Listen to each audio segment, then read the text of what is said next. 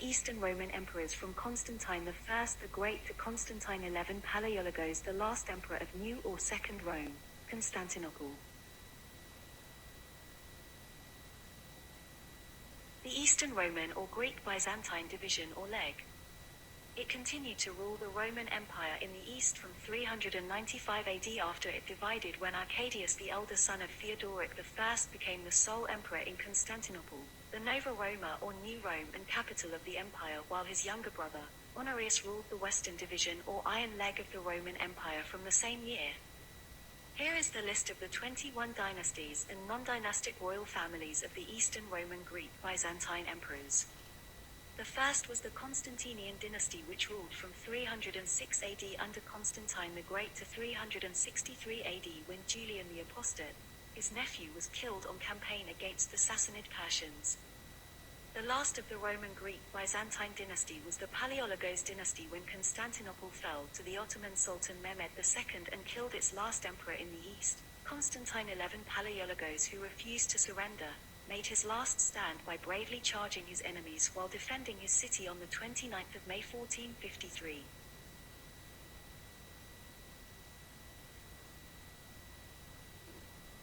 The Basileus, meaning kings in Greek, or in Latin, Augusti, meaning revered emperors of Eastern or New Rome. The first Roman dynasty to rule the east at Constantinople was the Constantinian dynasty, 306 to 363 AD. Founded by Constantine I or the Great, who moved the imperial capital from Rome in Italy to Byzantium, an ancient city on the western side of the Bosphorus Straits in Turkey, and renamed it after himself as Constantinopolis, in Greek meaning the city, polis, of Constantine or Constantinople in 334 AD, that he officially dedicated as Nova Roma, the New Rome, in 330 AD. He ruled in the east for about 13 years from September 324 to May 337 AD, when he died of natural causes. He was succeeded in the east by his third and youngest son Constans I, who ruled from 337 to 350 AD for 13 years and was killed by Magnentius the usurper. He was co-emperor with his elder brother Constantius II, Constantine the Great's second son, who ruled the east from 337 to 361 AD for slightly over 24 years before passing the purple robes to Julian the Apostate, his cousin, shortly before he died of a fever. Emperor Julian ruled from 361 to 363 AD for 2 years before he was killed in battle against the Sassanid Persians. The eldest son of Constantine the Great was Constantine II, not in the picture here, was given to rule only the western part of the empire, but he died in his failed invasion of Italy in an vain attempt to assert his primogeniture right as the firstborn hereditary son over Constans, his youngest brother. So the first dynasty to rule the Roman Empire in the east with the name of Constantine was ended.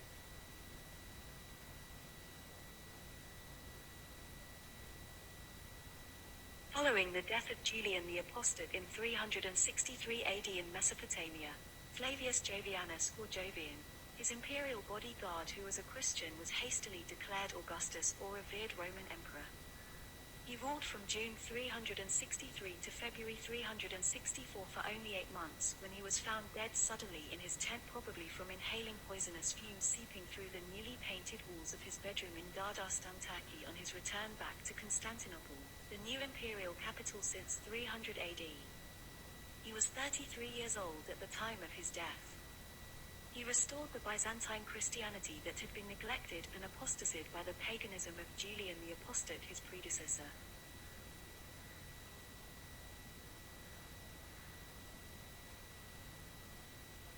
The Valentinianic dynasty that ruled the east from 364 to 383 AD, named after Flavius Valentianus I or Valentinian the Great, an army officer under Jovian and Julian, was elected as emperor at a meeting of civil and military officers in Nicaea, Turkey. Soon upon his ascension to the throne as Augusti, or revered emperor, in 364 AD, in Constantinople, he appointed his younger brother Flavius Valens as co-emperor to rule the east, while he retained both the west and east, which he ruled until his death about 11 years later in 375 AD of a stroke resulting in a cerebral hemorrhage or bleeding of the tissues in the brain, while shouting at foreign envoys who had infuriated him. He was 54 years old. Valens, his younger brother and joint emperor of the Eastern Roman Empire, ruled from 364 to 378 AD for about 14.5 years. He was defeated and killed at the Battle of Adrianople in northwest Turkey against the Goths, which astonished his contemporaries and marked the beginning of the barbarian encroachment into Roman territory. Flavius Gratianus or Grecian, the eldest son of Valentinian I, who was co-emperor of the West in 367 AD at the age of 8, then became sole emperor, inheriting the East from 378 to 383 AD after the death of his uncle Valens. But he appointed Theodosius I, his army commander, as co-emperor of the East in 379 AD. Gratian was defeated by the usurper Magnus Maximus, fled and was soon assassinated by him in 383 AD, aged only 24 years old. He ruled for about 5 years in the East, but as a Roman emperor of both East and West for a total of 16 years from 367 to 383 AD.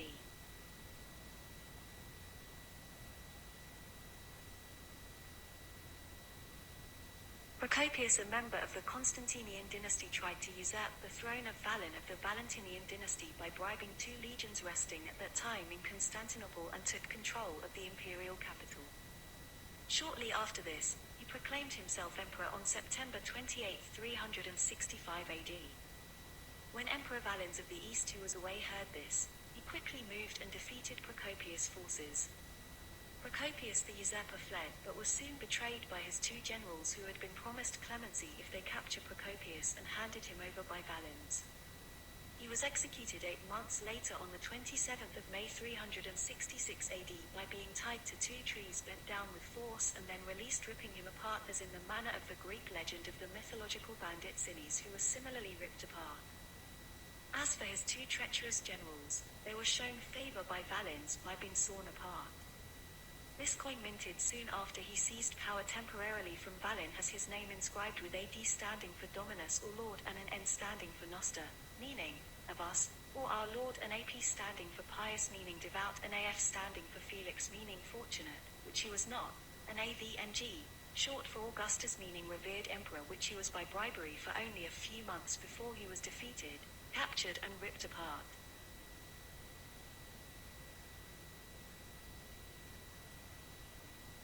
Theodosian dynasty, 379 to 457 AD, founded by Theodosius I, or the Great, who was appointed as co-emperor of the East in 379 AD by the emperor in the West, Grecian, his brother-in-law.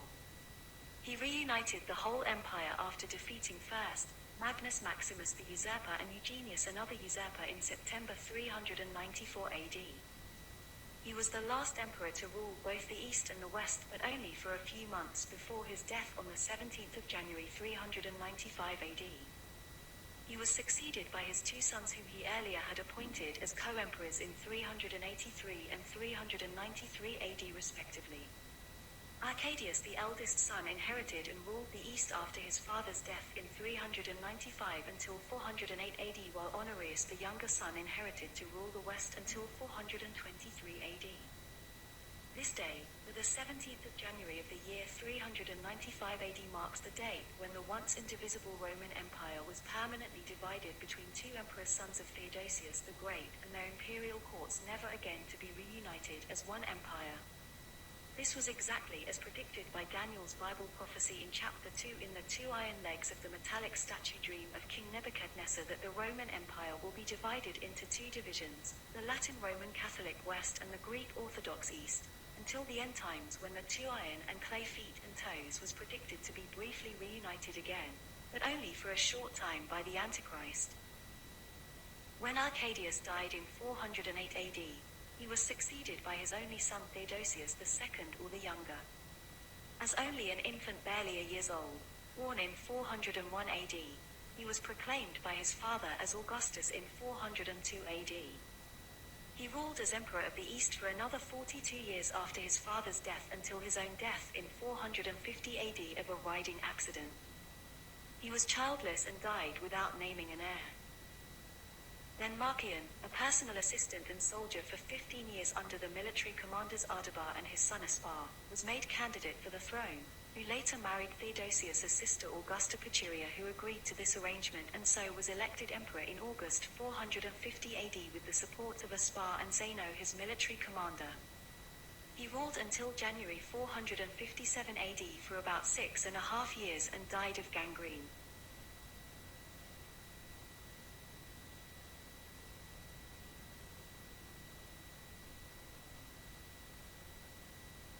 The Leonid dynasty, 457 to 518 AD, named after its first emperor, a Thracian named Leo I or the Great.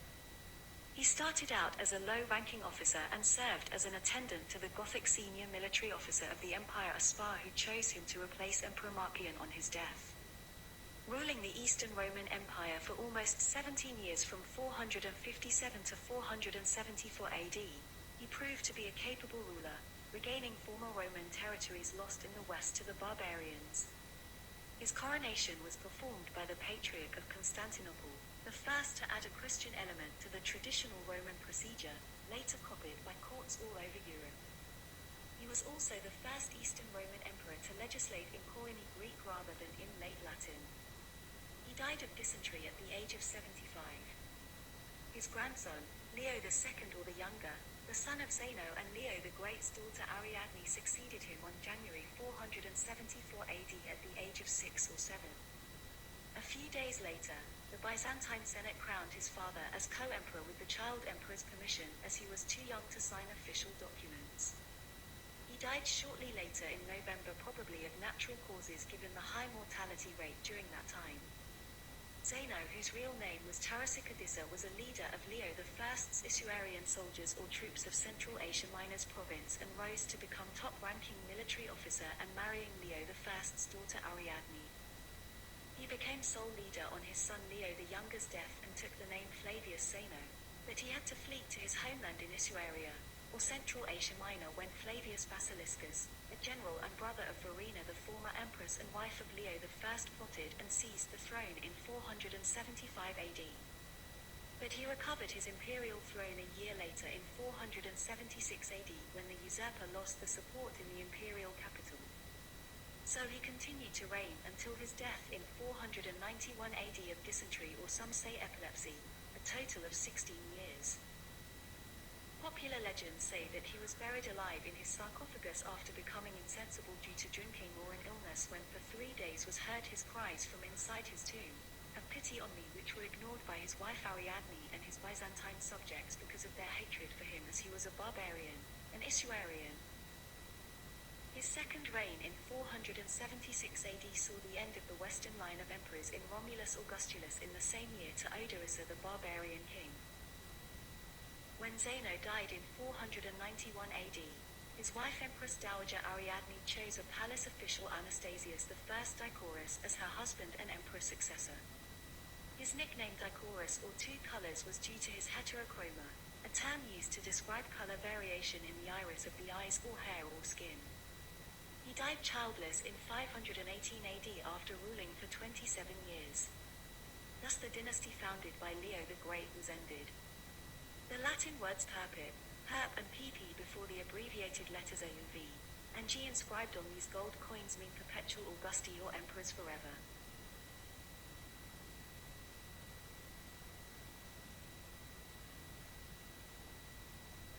The Justinian dynasty, 518 to 602 AD, was named after Flavius Justin, or Justin I, who was Emperor Anastasius I's commander of the Excubitors, newly formed imperial guards under Leo the Great.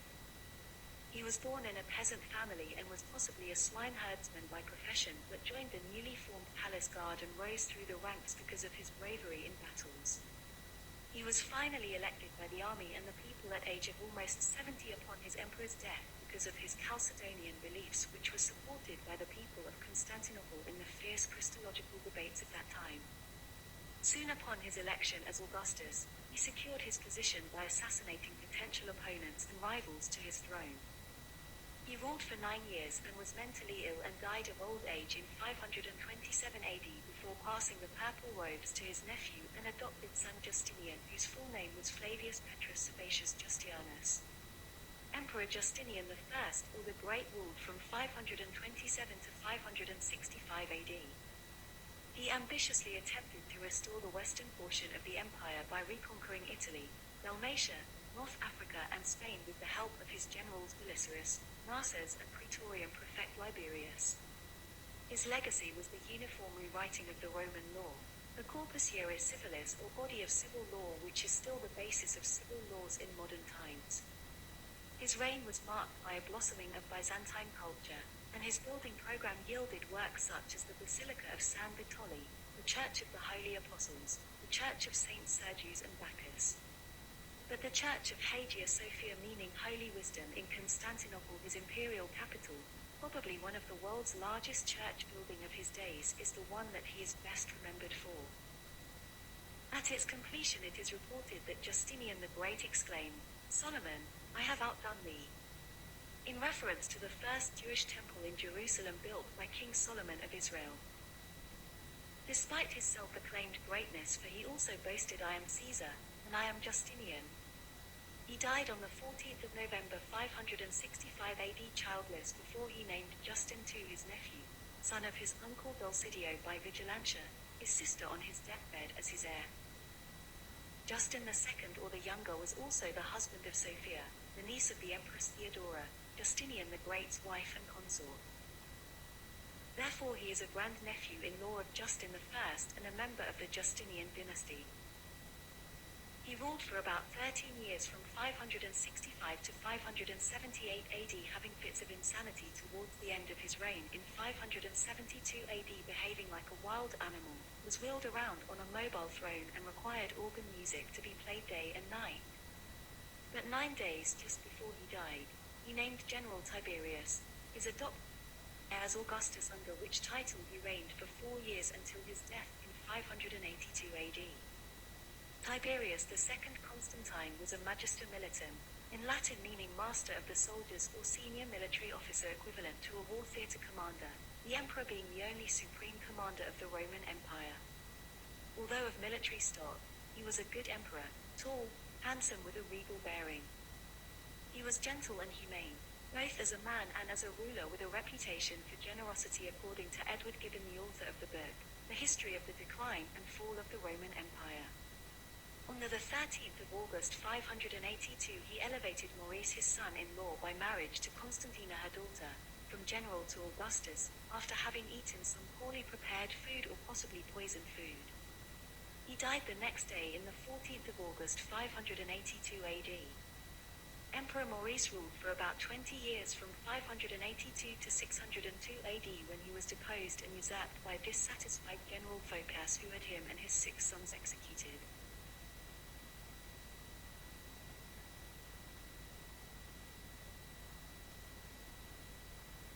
On the 23rd of November 602 AD, the Byzantium army rebelled against Emperor Maurice, largely due to exhaustion and outrage over orders to continue campaigning north of the Danube River, as well as previous cut in wages. Phocas, by then a centurion, aged 55, was proclaimed to be the new emperor by raising him on a shield, the traditional way of elevating and declaring emperors. He entered Constantinople on the 25th of November 602 AD. Maurice fled the capital with his sons, but they were soon captured and executed. Phocas was emperor from 602 to 610 AD and ruled for about 8 years, but because of his brutality, tyranny and incompetence in defending the empire against her multiple enemies, he was finally defeated, deposed and killed by Heraclius, who invaded Constantinople and captured it on the 5th of October 610 by sea with his father, the exarch or viceroy of Africa around Carthage, Heraclius the Elders, and his nephew Nicetas' forces, who invaded by land. Heraclius was then declared as the next Byzantine emperor on the same day.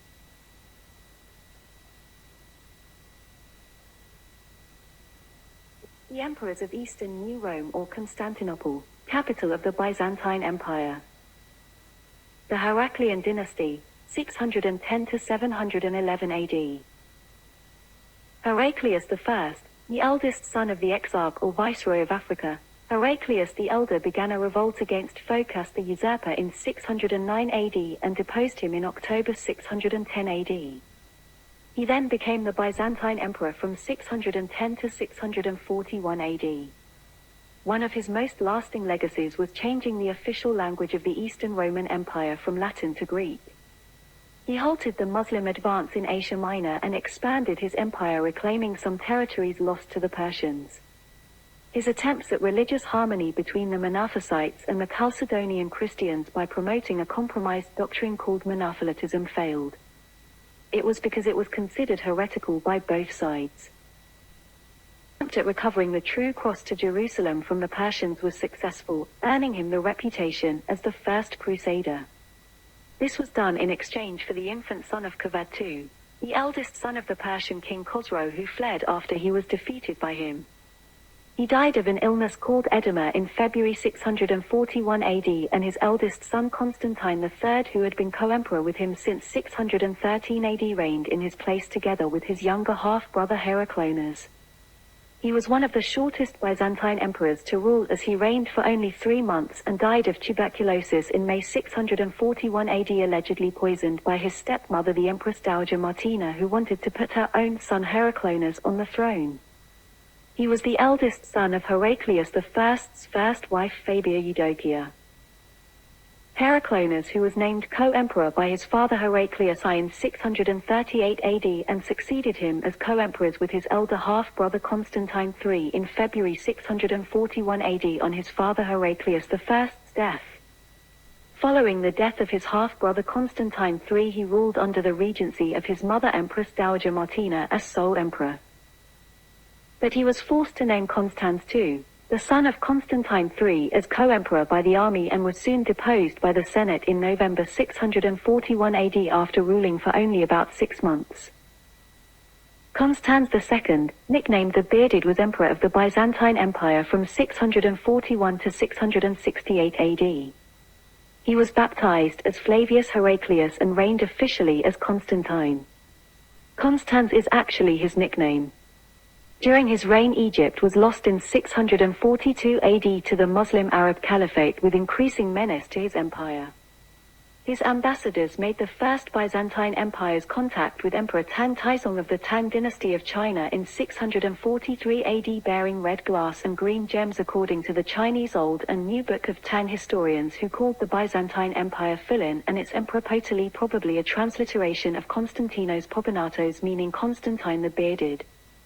He decided to leave Constantinople, the capital, and move to Syracuse, Sicily, where he was assassinated in his bath with a bucket by his chamberlain, a senior royal official in charge of the royal household, in July 668 AD. Constantine, for his son, then reigned in his place, but not before he had suppressed a brief period of 7 months' usurpation from 668 to 669 AD by Macedonicus, an Armenian nobleman and his father's general in Sicily, who had ordered his father's murder. He avenged his father's murder and attempted usurpation by invading Sicily, and had Macedonicus and his father's murderers executed.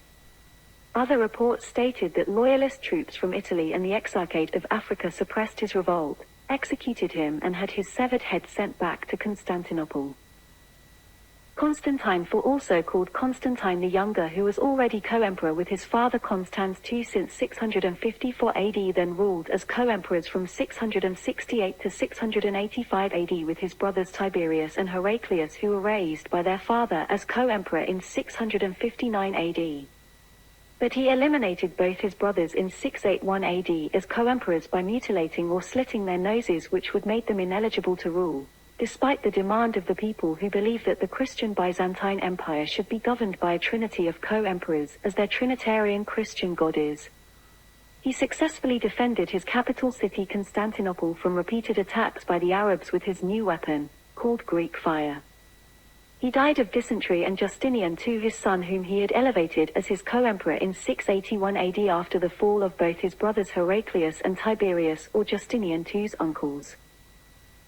Justinian II reigned twice, once at the age of 16 from 685 to 695 AD, but was deposed in a popular uprising instigated by Leonidas the Strategos, or military general of Hellas, and exiled to Cherson in the Crimea with his nose slitted or mutilated, which he later replaced with a golden one, to prevent him ever seeking the imperial throne according to Byzantine culture.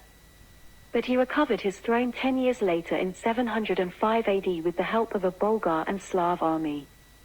His second reign from 705 to 711 AD was more despotic than the first, and it too led to his eventual overthrow by his army general Bardanes, who was proclaimed Emperor Philippicus, who then turned against him, arrested and killed him. His head being exhibited in Rome and Ravenna. On hearing of Justinian II's death, Anastasia his mother took his 6-year-old son and co-emperor, Tiberius, to a sanctuary at St. Mary's Church in Blachany in Constantinople, but were pursued by the usurper Emperor Philippicus's henchmen, who dragged the child from the altar and, once outside the church, murdered him. Thus the dynasty of the Heraclius was ended.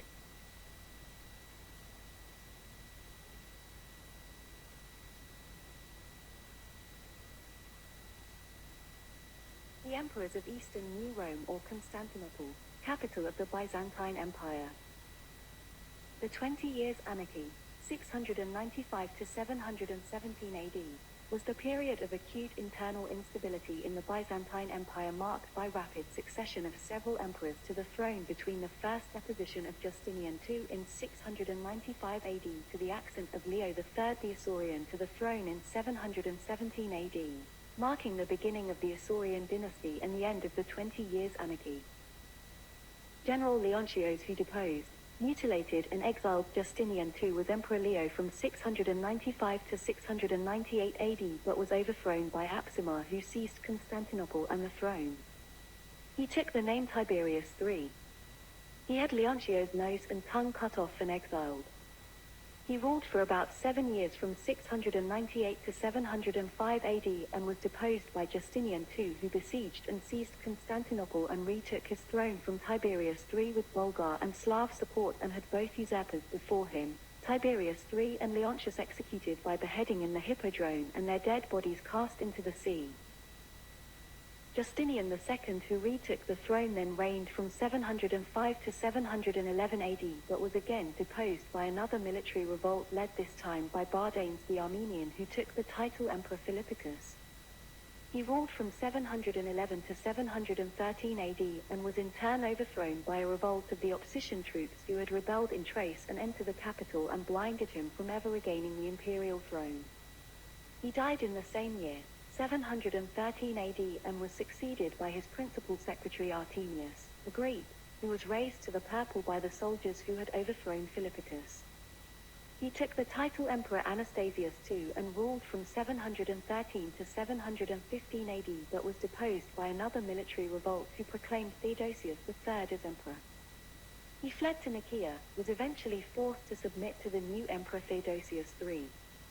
In 719 AD he led an unsuccessful revolt against Leo III, who had succeeded Theodosius III in Constantinople, but the siege failed and he was defeated and executed on Leo III's order.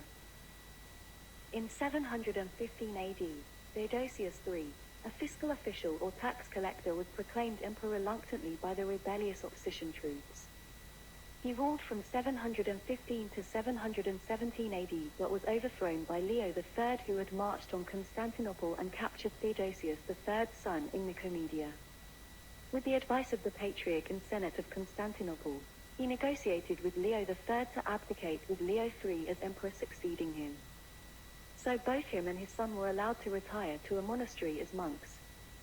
He then became bishop of Ephesus and died in 754 AD.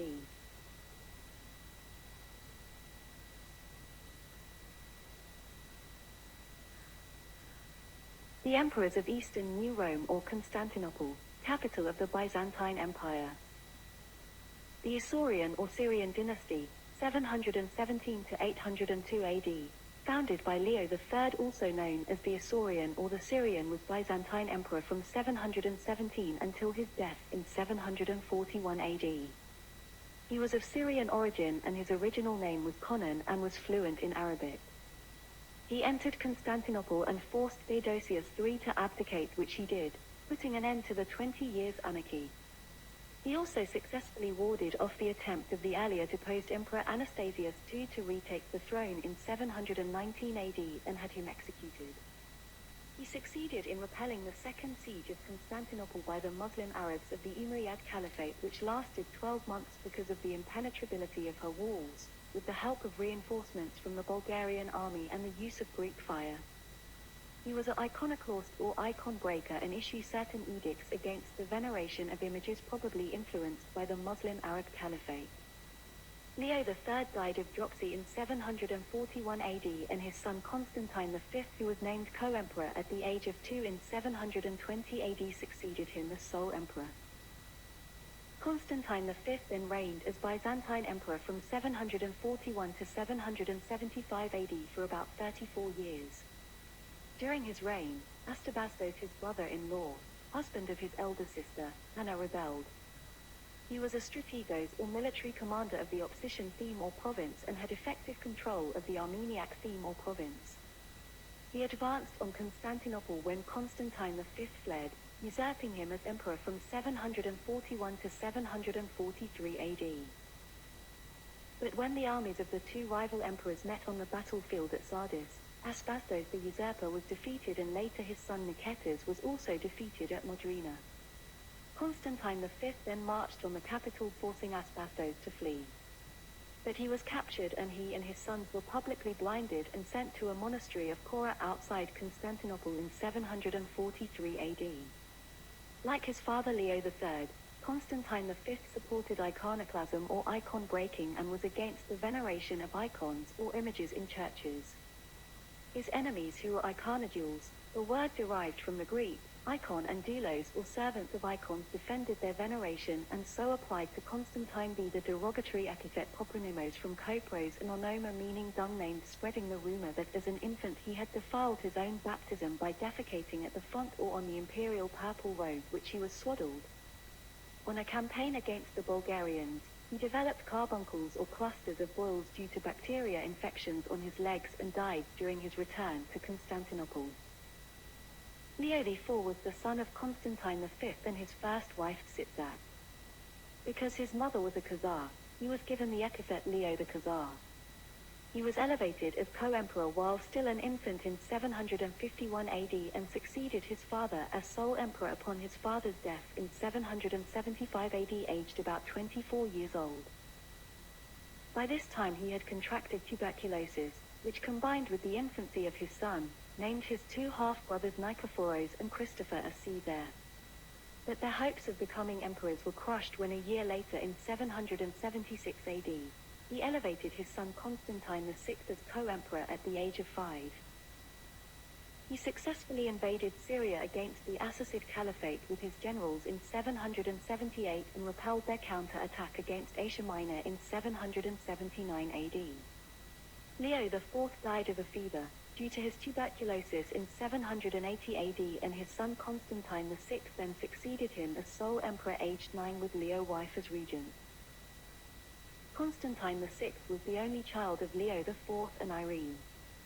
Due to his minority, Irene, his mother, and her chief minister Staurakios exercised the regency for him.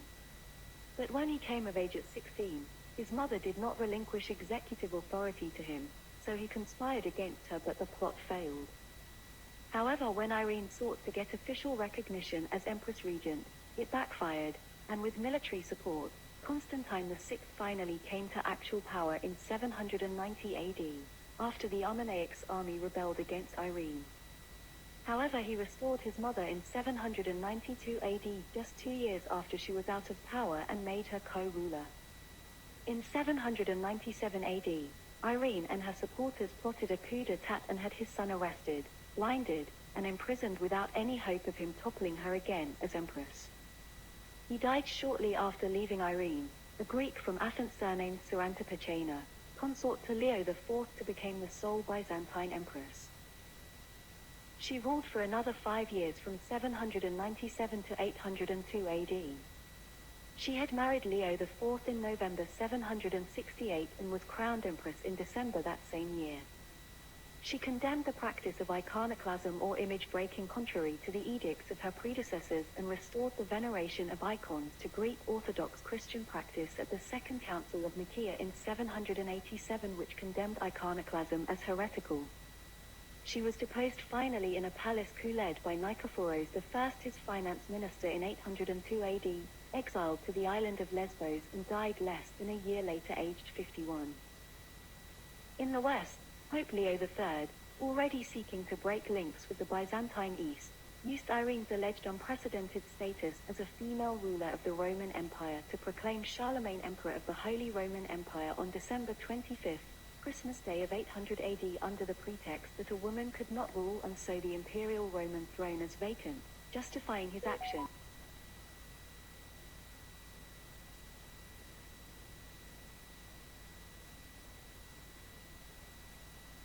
The emperors of Eastern New Rome, or Constantinople, capital of the Byzantine Empire. The Nicephorian dynasty, 802 to 813 AD, was founded by Empress Irene's finance minister, Nicephorus I, who deposed and exiled her in 802 AD and was proclaimed emperor by the patrician and eunuchs who had conspired with him. Sometimes surnamed the Logothete or Genikos in Greek, meaning general finance minister, he was probably of Ghassanid Arab origin. His rule was endangered by Bardanes Turcos, or the Turk, one of his ablest generals who revolted and received support from other commanders, Leo V, the Armenian, and Michael II the Amorian, who later became emperors. But Nicephorus gained over the latter two, who abandoned General Bardanes the Turk and were richly rewarded by the emperor with high military offices for their desertion. And by inducing the rebel army to disperse, he achieved the submission of his rebel general, who was blinded and relegated to a monastery in the island of Prote. In 811 AD he invaded Bulgaria and defeated Krum, the king of the Bulgarian Khanate, twice and sacked the Bulgarian capital Pliska with brutalities and atrocities, even smashing small children with threshed grain stones. During his retreat, the imperial army was ambushed and destroyed in the Varbishki mountain passes at the Battle of Pliska by Krum, the king of Bulgaria, who desperately counter-attacked the Byzantine army. He was killed, decapitated, and his skull made into a drinking cup by King Krum. On his death, Staurakios, the only son of Nicephorus I, who was co-emperor with his father in 803 AD, was declared emperor despite his severe injuries sustained in the Battle of Pliska, where his father was killed. His reign was short, from July to October 811.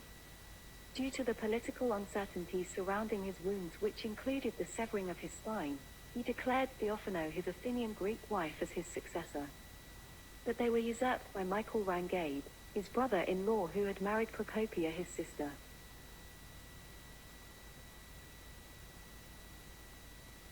After being removed from power, he was sent to live in the monastery of Blaka, where he stayed until he died of gangrene or possibly of poisoning by his own sister in 812 AD, aged about 22 years old.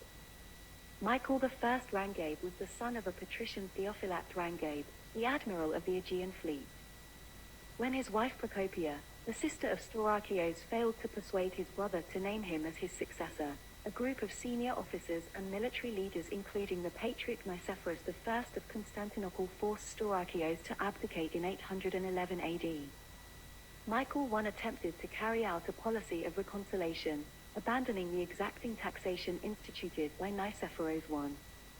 While reducing the imperial income, he generously distributed money to the army, the bureaucracy, and the church. In 812 AD, Michael reopened negotiations with the Franks, and recognized Charlemagne as imperator or emperor and Basileus or king, but not emperor of the Romans, a title only the Eastern emperors have held for centuries.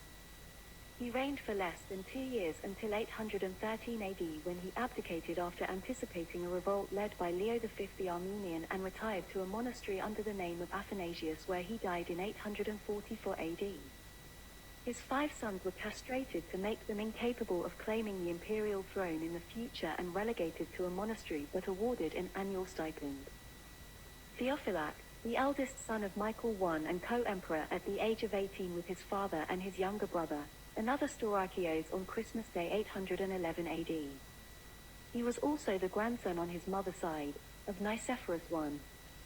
He was named after his paternal grandfather Theophylact Rangabe, the Byzantine Greek admiral. Soon after the downfall of the Nicephorian dynasty, he was tonsured, castrated, and exiled to Plate Island in the Sea of Marmara, southeast of Constantinople, by Leo V, the Armenian, who succeeded him. He adopted the monastic name Eustratius. In 849 AD he died 5 years after his father Michael I Rangabe, who had died in exile in 844 AD.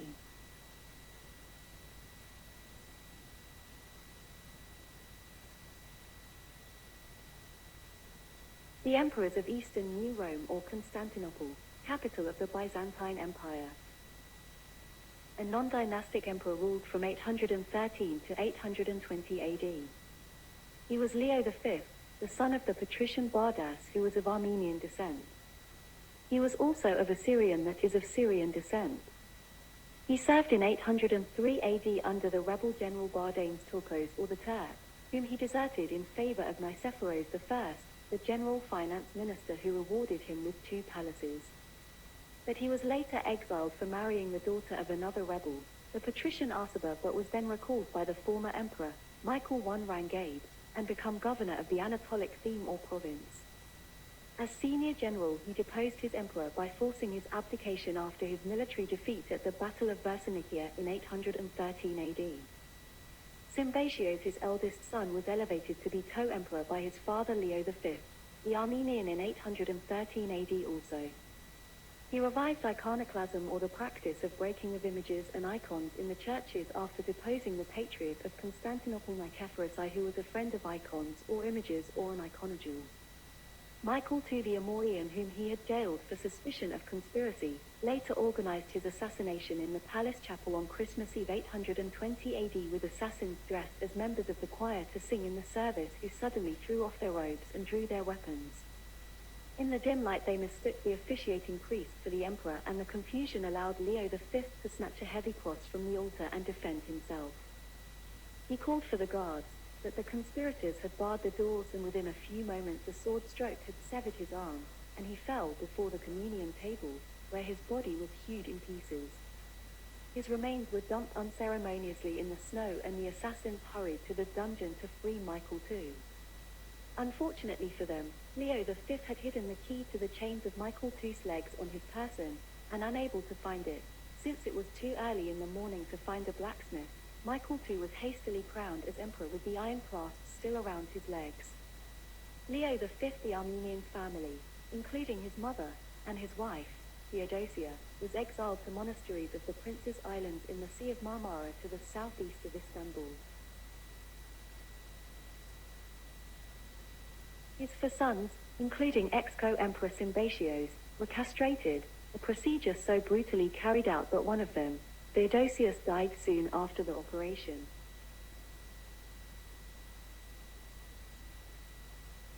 The emperors of Eastern New Rome or Constantinople, capital of the Byzantine Empire. The Amorian or Phrygian dynasty that reigned from 820 to 867 AD. Michael II was born in Amorium in Phrygia and was an army officer who rose from the peasants. A friend of the ex-emperor Leo V, he helped him overthrow Michael I Rangabe and was raised to high office when the plot succeeded.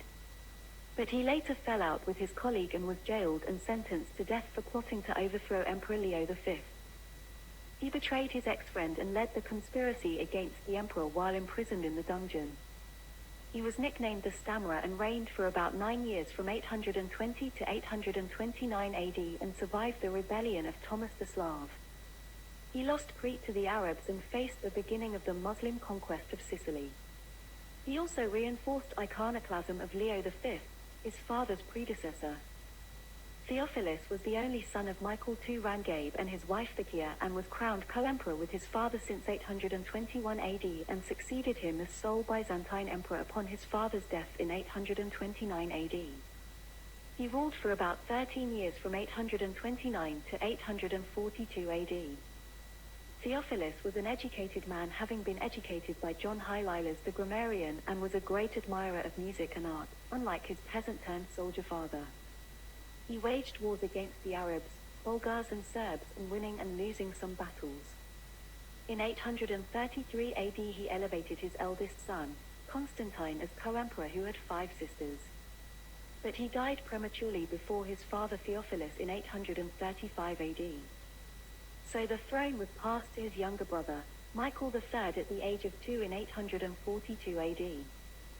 During his minority, the empire was ruled by a regency headed by his mother Theodora, her uncle Sergios, and the minister Theoptistos, which he later deposed in 856 AD, aged 18, with the help of his uncle Bardas, whom he named Caesar, a title second only to the emperor, and another uncle, a successful general named Petronus. He sponsored the mission of the two brothers Saint Cyril and Methodius to the Khazar Khanate, in an effort to stop the expansion of Judaism among the Khazars. He waged wars against the Arab Abbasid Empire and the Bulgarian Empire, converting the Bulgarian king Boris I to Greek Orthodox Christianity ahead of his potential conversion to Roman Catholicism under the Frankish influence. He is traditionally the last member of the Amorian dynasty who had also been named co-emperor with Theophilus his father as an infant in 840 AD.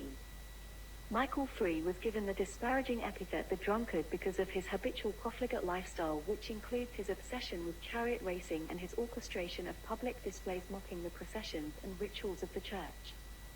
He was assassinated by Basil and other accomplices as he laid insensible in his bedchamber following a drunken bout in 867 AD. Both his hands were cut off with a sword before he was finished off with a thrust through the heart. Thus the Amorian dynasty started by Michael II the Amorian, his grandfather, was over, as he had no sons or male heirs to succeed him, being childless.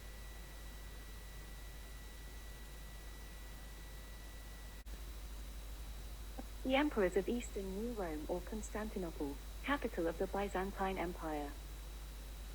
The Macedonian dynasty that ruled the Roman Empire from 867 to 1056 AD. Basil I was born a simple peasant in the Theme or province of Macedonia around 811 AD. He rose in prominence through palace service, becoming a favorite by his abilities as a horse tamer and in winning a victory over a Bulgarian wrestling champion in a wrestling match. He soon became the emperor's companion, confidant and bodyguard. Michael III then gave his mistress Eudokia to Basil I, whom he married after divorcing his own wife Maria, whose eldest and favorite son and heir Constantine died in 879. He convinced Michael III that his uncle Bardas, whom he had named as Caesar, the next in line to the throne, was plotting to overthrow him prematurely. And he subsequently murdered Bardas with the emperor's approval. He then became the leading personality in the royal court and invested with the position of Caesar vacated by Bardas. He was crowned co-emperor with Michael III in 866 AD, but he plotted, killed and overthrew Michael III in 867 AD when he was drunk in his palace. Basil I is the founder of the Macedonian dynasty. He led successful wars in the east against the Arabs and the Paulicians, and recovered southern Italy for the empire. He ruled from 867 to 886 AD for about 19 years before he died of a fever aged 75, contracted after a hunting accident when his belt was caught in the antlers of a deer and was allegedly dragged for 16 miles through the woods. He had the man who freed him with a knife executed later on suspicion of attempting to kill him in a conspiracy with his illegitimate son Leo VI. Leo VI, or the Wise, the son of his second wife, Eudokia, Michael III's mistress, whom Basil I married, may have been Michael's actual son and not Basil's. He was very well read, hence the epithet the Wise was given to him for his erudition or scholarly study and research. He was Byzantine emperor from 886 to 912 AD. During his reign, the renaissance of letters started by his illegitimate father Basil I continued, but the empire saw several military defeats in the Balkans against Bulgaria and against the Arabs in Sicily and the Aegean. His reign saw the discontinuation of several ancient Roman institutions, such as the separate office of Roman consul. Leo VI was co-emperor with Basil I, his father, in 870 AD as the second eldest son, but became the direct heir to the throne upon the death of his older half-brother Constantine, the eldest son of Basil I, by his first wife Maria. Leo VI's first act as emperor was the reburial with great ceremony the remains of Michael III in the imperial mausoleum within the Church of the Holy Apostles in Constantinople. This led to the suspicion that he was indeed his real son and Basil's illegitimate son or heir, an idea at least he believed himself to be. His reign saw the height in Saracen Muslim naval raids, culminating in the sack of Thessalonica by Leo of Tripoli, a Greek renegade and fleet commander of the Abbasid Caliphate. His rule was marked by unsuccessful wars against the Bulgarians under King Simeon I, losing the Byzantine army at the Battle of Bulgarophagon in 896 AD. He had 4 wives, The last named Zoe Carbonopsina bore him a son Constantine VII, an heir whom he crowned at the age of 2 as co-emperor in 908 AD. When Leo VI died in 912 AD, Alexander of Constantinople, the third son of Basil I by his wife Eudokia, and his younger brother succeeded him. He had been crowned co-emperors with Basil I his father around 879 AD. Upon the death of his elder brother Leo VI, he succeeded him as senior emperor alongside Constantine VII, Leo VI's 2 years old son, who was named co-emperor by his father and uncle Alexander. He was the first Byzantine emperor to use the term autocrator on coinage to celebrate the ending of his 33 years as co-emperor with Basil I. Sidelined by Leo VI's elder brother to the throne, he dismissed all his brother's principal aides, including the Empress Zoe Carbonopsina, Constantine's seventh mother, whom he locked up in a monastery on his ascension as senior emperor. He was depicted as lazy, lecherous, drunk, and malignant, including the rumor that he planned to castrate the young Constantine VII in order to exclude him from the succession. He died of exhaustion after a polo game, ruling for only 13 months from May 912 to June 913 AD. Romanos I, Lecapenus born in Lecape, hence the name, rose to power as a protector of the young Constantine VII. He rose through the ranks from humble beginning, as an Armenian, and became a naval admiral of the imperial fleet.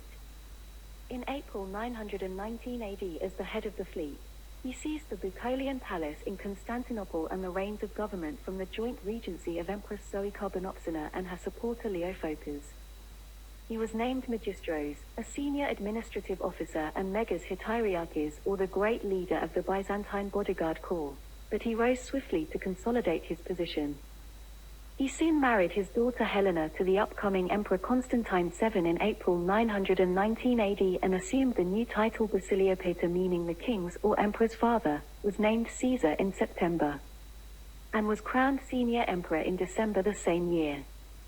His reign was marked by the end of warfare and peace with Bulgaria by the royal intermarriage alliance between Peter I, the new emperor of Bulgaria, and Romanus I's granddaughter Maria, renamed Irene meaning peace, the daughter of Christopher, his eldest son. Also, it was marked by the great conquests of John Cracouas against the Arab Muslim states in the east, which he won many battles. He also made peace with the Rus king Igor of Kiev after the later failed invasion of Constantinople due to Greek fire. Romanus I promoted his son Stephen, and Constantine, alongside Christopher, his firstborn son, who died soon afterwards, as co-emperors over Constantine VII, but was himself overthrown by the two surviving sons who feared that their thrones will bypass them to Constantine VII, Leo I's son. So the two younger sons Stephen and Constantine arrested their father Romanus I in 944 AD and carried off to the Prince Islands and compelled him to become a monk. Emperor Romanus I reigned from 920 to 944 AD and died in 948 AD while being confined to the island of Prote as a monk. However, when his two sons threatened the position of Constantine VII as emperor, the people of Constantinople revolted, and Stephen and Constantine were deposed by Constantine VII, stripped of their imperial ranks and sent into exile to their exiled monk father Romanus I. Constantine VII the Purple-born was considered as an illegitimate son of Leo VI under the Church's law by his fourth wife Zoe Carbonopsina. He was also a nephew of his predecessor Alexander of Constantinople, his uncle.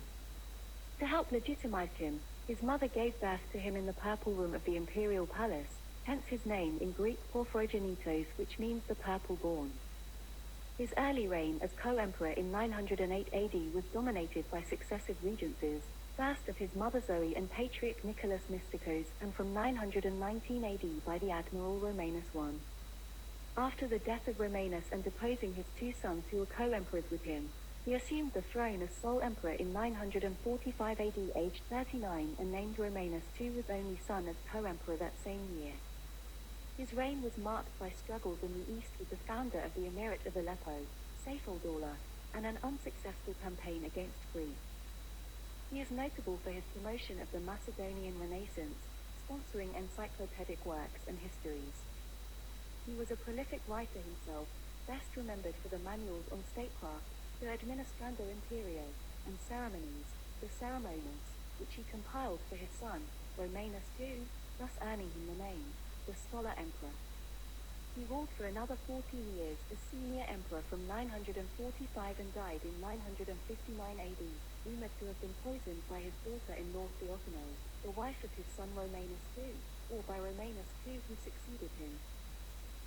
Romanus II, the purple-born only son of Constantine VII and his wife Helena, the daughter of Romanus I.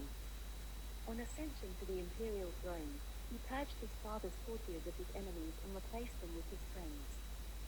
To appease his dispelling wife, he excused his mother, Empress Helena, from court and forced his 5 sisters into convents.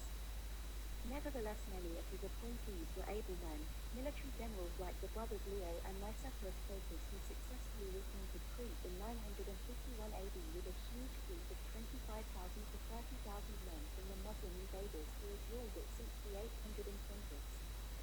Nicephorus was then sent to the east, and where he also liberated Cilicia and even sat in the palace of the emir of Aleppo, Saif-al-Dawla. After a lengthy hunting expedition, Romanus flew to kill and died in 963 AD, rumored to have been poisoned by his wife Theophano. He had ruled as junior co-emperor from 945 to 959 AD for about 14 years and as senior sole emperor from 959 to his death, aged about 26 years old in 963 AD for about another 4 years, a total of about 18 years. Following his death, Nicephorus II Phocas, the successful general of the Arab Muslim Cretan, the Cyprian, Syrian, the Levant and the Upper Mesopotamian campaigns, rose to the throne with the support of the army and the people as regent for the young emperors Basil II aged 5 and Constantine III aged 3, both sons of Romanus II, marrying his widow, the Empress Dowager Theophano. But he was not so successful in the west, inflaming conflict with the Bulgarians and losing Sicily completely to the Muslims while failing to make any serious gains in Italy following the incursions of Otto I the Great, the Holy Emperor of the West. His administrative policy was less successful, as in order to finance these wars, he increased taxes both on the people and the church, while maintaining unpopular theological positions and alienating many of his most powerful allies, including his nephew John Symmachus, who would take the throne after killing him in his sleep in a plot with his wife, the Empress Dowager Theophano, who was also John's lover. He reigned as Byzantine emperor from 963 to 969 AD for 6 years and was murdered at the age of 57. His son Bardas Phocas, by his first wife, died in 960, but he had no children by his second marriage to Theophano. John I Tumisks was senior emperor from 969 to 976 AD. His nickname Tumisks is probably derived from the Armenian word Tumashkik, meaning red boot or short stature. Contemporaries describe him as a rather short but well-built man, with reddish hair and blue eyes, who was attractive to women. He seemed to have joined the army at an early age under his maternal uncle Nicephorus II, who was a military instructor in war, and so John I quickly rose through the ranks, partly because of their family connections and partly because of his abilities. He was given the political and military command of the Armenian province before he turned 25 years old. To solidify his position as emperor, he married Theophano, the daughter of Constantine VII, and Helena Lecapene, daughter of Romulus I Lecapinus. After assassinating Nicephorus II, he thus became the reagent for Basil II and Constantine VIII, the 2 minor co-emperors and sons of Romulus II. He proceeded to justify his usurpation by successfully repelling foreign invaders of the empire and crushing the great Prince of Rus, Sviatosliv's forces in Bulgaria, and ended the Bulgarian Tsardom in 970 to 971 AD. He also defeated the armies of the Muslim Abbasids Empire and his vassals and took back many of their cities conquered earlier by them: Horns, Baalbek, Damascus, Tiberias, Nazareth, Caesarea, Sidon, Beirut, Byblos, and Tyre, but he failed to take Jerusalem. When returning from a second campaign against the Abbasids in the east, he died suddenly in 976 AD at the age of 61. He was believed to have been poisoned by his imperial chamberlain. He left all his personal wealth to the poor and the sick. He ruled for about 7 years. Basil II, the eldest son of Romulus II and his wife, The Empress Dowager Theophano, who also married Nicephorus II and John I Sumisks, his predecessors, then became senior Byzantine emperor from 976 to 1025 AD. He was a Porphyrogenos, or born into the purple, the color of Roman emperors. He is described as a stocky man of shorter than average stature, who was nevertheless an impressive figure on horseback. He had blue eyes, strongly arched eyebrows, luxuriant side whiskers, which he had the habit of rolling between his fingers when deep in thought or angry, and in later life a scant beard. The first decade of his reign was marked by rivalry with the powerful Basil Lecapenus, an illegitimate son of Romanus I Lecapenus, and rebellions by his generals in Anatolia whom he prevailed. He was nicknamed the Bulgar Slayer because of his complete subjugation of the First Bulgarian Empire, its foremost foe in the west after a prolonged struggle. In the Battle of Klyden in 1014 AD he crushed the 15,000-men-strong Bulgarian army and fully blinded 99 men, leaving one one-eyed man in each cohort to lead the rest back to their ruler Samuel. When the king of Bulgaria saw the sight of his blinded army, he was struck down and died 2 days later after suffering a stroke. To secure his empire, Basil II formed a marriage alliance with Prince Vladimir I of Kiev, who had captured Chersonesos, the empire's main base in the Crimean Peninsula, had offered to vacate it and to supply 6,000 of his soldiers as reinforcement to Basil II in exchange for his younger sister Anna's hand in marriage. At first Basil hesitated, as he considered all the peoples of northern Europe, namely the Franks and the Slavs, as barbarians. Vladimir I had researched various religions, Roman Catholicism, Islam and Greek Orthodoxy, having sent delegates to various countries. And when he promised to baptize himself and to convert his Rus people to Orthodox Christianity, and even though Anna objected on the ground that such a marriage to a barbarian king would have no precedent in imperial annals, Basil II finally agreed. Vladimir I of Kiev and Anna were married in Crimea in 989 AD. This marriage had an important long-term implications, as it marks the beginning of the process by which the Grand Duchy of Moscow many centuries later would proclaim itself the Third Rome over the New or Second Rome, Constantinople, and claim the political and cultural heritage of the Greek-Roman or Byzantine Empire. Basil II also campaigned against the Muslims' Fatimid Caliphate in the east, ending in a 7-year truce in 987 to 988 AD.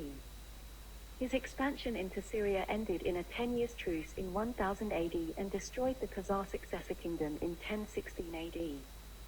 He led campaigns against Georgia with his Varangian Guard, an elite unit of Byzantine army recruited from the northern barbarian soldiers, and finally defeated King George in the Battle of Sfindax in 1022 AD.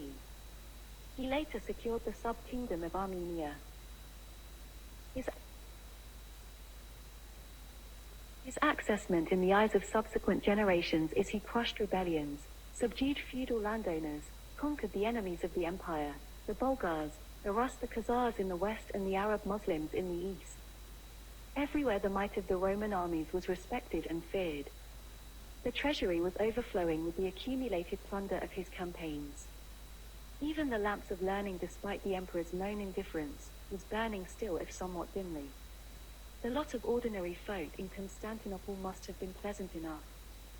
For most of them, life must have been gay and colourful, and if the city's defensive fortification were at some points in disrepair, they had no cause to dread attacks. Basil II's reign is one of the most significant in Byzantine history. His constant military campaigns led to the zenith of Byzantine power in the Middle Ages. Having been a junior colleague to other emperors since 960 AD, he then held power as sole emperor from 976 to 1025 AD, 49 years after the death of John I Sumisks as regent guardian. Since he had no heirs, and due to the death of cousins found within the Macedonian dynasty, when he died in 1025 AD, he was succeeded by his younger brother Constantine VIII, the purple-born, who was junior co-emperor since 962 with him, his stepfather Nicephorus II, and uncle John I for 63 years, the longer of any co-emperors. He reigned as sole emperor from 1025 to 1028 for about 3 years. He displayed a lack of interest in politics, statecraft and military, easily influenced by his courtiers and suspicious of plots to depose him, especially among the military aristocracy, many of whom he blinded and exiled. Upon his deathbed, and without a male heir, he named Constantine Damascenos, the Duke of Antioch, as his successor by proposing his second daughter Zoe in marriage to him. But his imperial advisors preferred another candidate, the elderly aristocrat Romanos III Argyros, who showed promise of a weak ruler whom they could control. Like his indifferent character, Constantine VIII acquiesced, and Romanus III was named as the new imperial heir and forced to divorce his wife to marry Zoe. Constantine VIII died on the 12th November, on the same day when Romanus III Argyros and Zoe were married, and the new emperor was crowned 3 days later. Romanus III Argyros was a Byzantine noble and a patrician or senior official in Constantinople. He is described as showing great interest in making his mark as a ruler, aspiring to be a new philosopher king like Marcus Aurelius, and sought to imitate the military prowess of Trajan, but was mostly unfortunate in his enterprises. He spent large sums of money on new buildings and in endowing the monks. In his efforts to relieve the pressure of taxation on the aristocracy over the common people, he disorganized the tax financial system of the state, which resulted in lesser revenue for his empire. In 1030 he resolved to retaliate upon the incursions of the Muslims on the eastern frontier, leading a large army in person against the Murdershids dynasty of Aleppo in Syria, but by allowing himself to be surprised on the march, he sustained a serious defeat at Azaz near Antioch and was himself nearly captured. After this defeat, the Byzantine army became a laughingstock. Though this disastrous defeat was relieved by the successful defense of Edessa by George Maniax, his general, and the sound defeat of the Saracen fleet in the Adriatic, Romanus III never recovered his popularity. He faced several challenges to his throne, mostly from his sister-in-law, Theodora, the sister of Zoe, who planned in 1029 to marry the Bulgarian prince Presian and usurp him, but the plot was discovered and Presian was blinded, tonsured as a monk, but Theodora was not punished. And later in 1031 she was implicated in another conspiracy, this time with Constantine Diogenes, the archon or principal ruler of Sirmium, and was forcefully confined to a monastery. Romulus III was unable to conceive a child with his wife Empress Zoe, thus alienating her, and then exacerbated the alienation between them by limiting her expenditure and took a mistress. Wife Zoe, in turn, fell in love with Michael IV, the Paphlagonian. Romanus III, unaware of their love affair, allowed Michael IV to become one of his personal servants. Having survived the attempts on his throne by Theodora twice, his death in April 1034 of poisoning after ruling for about 6 years was supposed to have been by his wife Zoe. There is also speculation that he was drowned in a bath on his wife's or Michael IV's order. On the day Romulus III died, both Zoe the Purple-born and Michael IV were married. The next day the couple summoned the Patriarch Alexios I to officiate in the coronation of the new emperor. Although initially refusing to cooperate, the bribe payment of 50 pounds of gold helped change his mind. So the Patriarch of Constantinople proceeded to crown Michael IV, the Paphlagonian, as the new emperor, succeeding Romulus III. Michael IV was a son of a peasant, and worked as a money changer, was believed to be secretly a counterfeiter of coins, until he found a job at court by his brother John the Orphanatrophos, or chief court eunuch. So like his brother, he was a Greek, having been born in the region of Paphlagonia. He was handsome, clever and generous, but was uneducated and suffered from epilepsy. His reign was moderately successful against internal rebellions, but his attempt to retake Sicily failed. He distrusted his wife Zoe, who had mistakenly thought that he would prove a more devoted husband, so to ensure that he did not suffer the same fate as Romulus III, his predecessor and Zoe's first husband, he excluded her from politics and confined her to the palace swimming quarter, where he had her watched. When he announced that he intended to lead the imperial army against the Bulgarians while suffering epilepsy, which left him half paralyzed and developing a severe case of gangrene in his legs, his advisors were aghast. But he prevailed and triumphed over the Bulgarians with his army of 40,000 men in 1041 AD, assisted by Norse mercenaries, including the future King Harold of Norway, who marched into Macedonia and then pushed aggressively into Bulgaria, storming their fortified camp at Prilep and scattering them, and captured their commander Manuel Ivats. The rigor of the campaign brought Michael IV close to death, but he was able to return to Constantinople in triumph. He sought heavenly aid by visiting the shrine of Saint Demetrius in Thessalonica, by building or rebuilding churches, and by giving monetary gifts to every monk and priest in the empire, and also to every parent who made him a godfather to his children. His brother John Orphanastraphos, or the eunuch, forced Zoe the empress to adopt Michael IV and his nephew, their sister Maria's son, also called Michael. After taking holy orders and tonsured as a monk, Michael IV died in December 1041 after ruling for about 7 years from April 1033. Michael V, his nephew, was crowned emperor, succeeding him. Michael V, nicknamed Caliphates, meaning the corker or one who seals joints or seams against leakage, due to the original profession of his father Stephen before he became an admiral under Michael IV in the botched expedition to Sicily. Determined to rule on his own, Michael V came into conflict with his uncle John the eunuch, whom he immediately banished to a monastery. He now reversed his uncle's decisions by recalling the nobles and courtiers who had been exiled during the previous reign of Michael IV, including the future patriarch Michael Perularios and the general George Maniax, who was promptly sent to southern Italy in order to contain the advance of the Italo-Normans. One night in April 1042 he banished his adopted mother and co-ruler Zoe the Purple-born to the island of Principe for plotting to poison him, thus sidelining her and becoming sole emperor himself. But his announcement of the event in the morning backfired and led to a popular revolt in which 3,000 people died on both sides. The mob and the Senate dethroned him and restored both Zoe and her sister Theodora from exile in their monasteries and installed them as joint empresses. Michael V fled to seek safety in the monastery of Staudios. Although he had taken monastic vows, he was arrested, blinded, castrated and sent to a monastery where he died later in August that same year. He had ruled for only 4 months. Zoe Purpurogenita, or the Purple-born, was Byzantine empress from 1028 to her death in 1050 AD.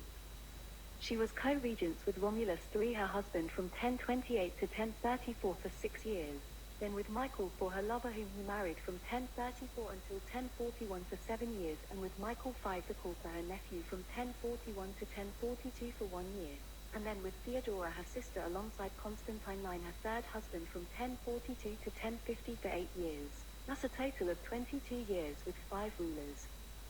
When Michael V was overthrown by a popular revolt of a mob in April 1042 AD, she ruled briefly for 2 months jointly with her younger sister Theodora Purpurogenita, or the Purple-born, until June 10. She then married a former lover, Constantine IX, transferring power to him. However, she continued to rule the empire as its heir and as the Byzantine empress until 8 years later in 1050, when she died aged 72 years old. It is said that Zoe was stunningly beautiful. Every part of her was firm and in good condition, which she used as a tool of statecraft to achieve her ambitions in the imperial court with her many lovers. In her 60s, her face still looked youthful, having experimented with creams and treatments in her own cosmetic laboratory in her palace rooms. Empress Theodora the Purple-born was the third daughter of Constantine III.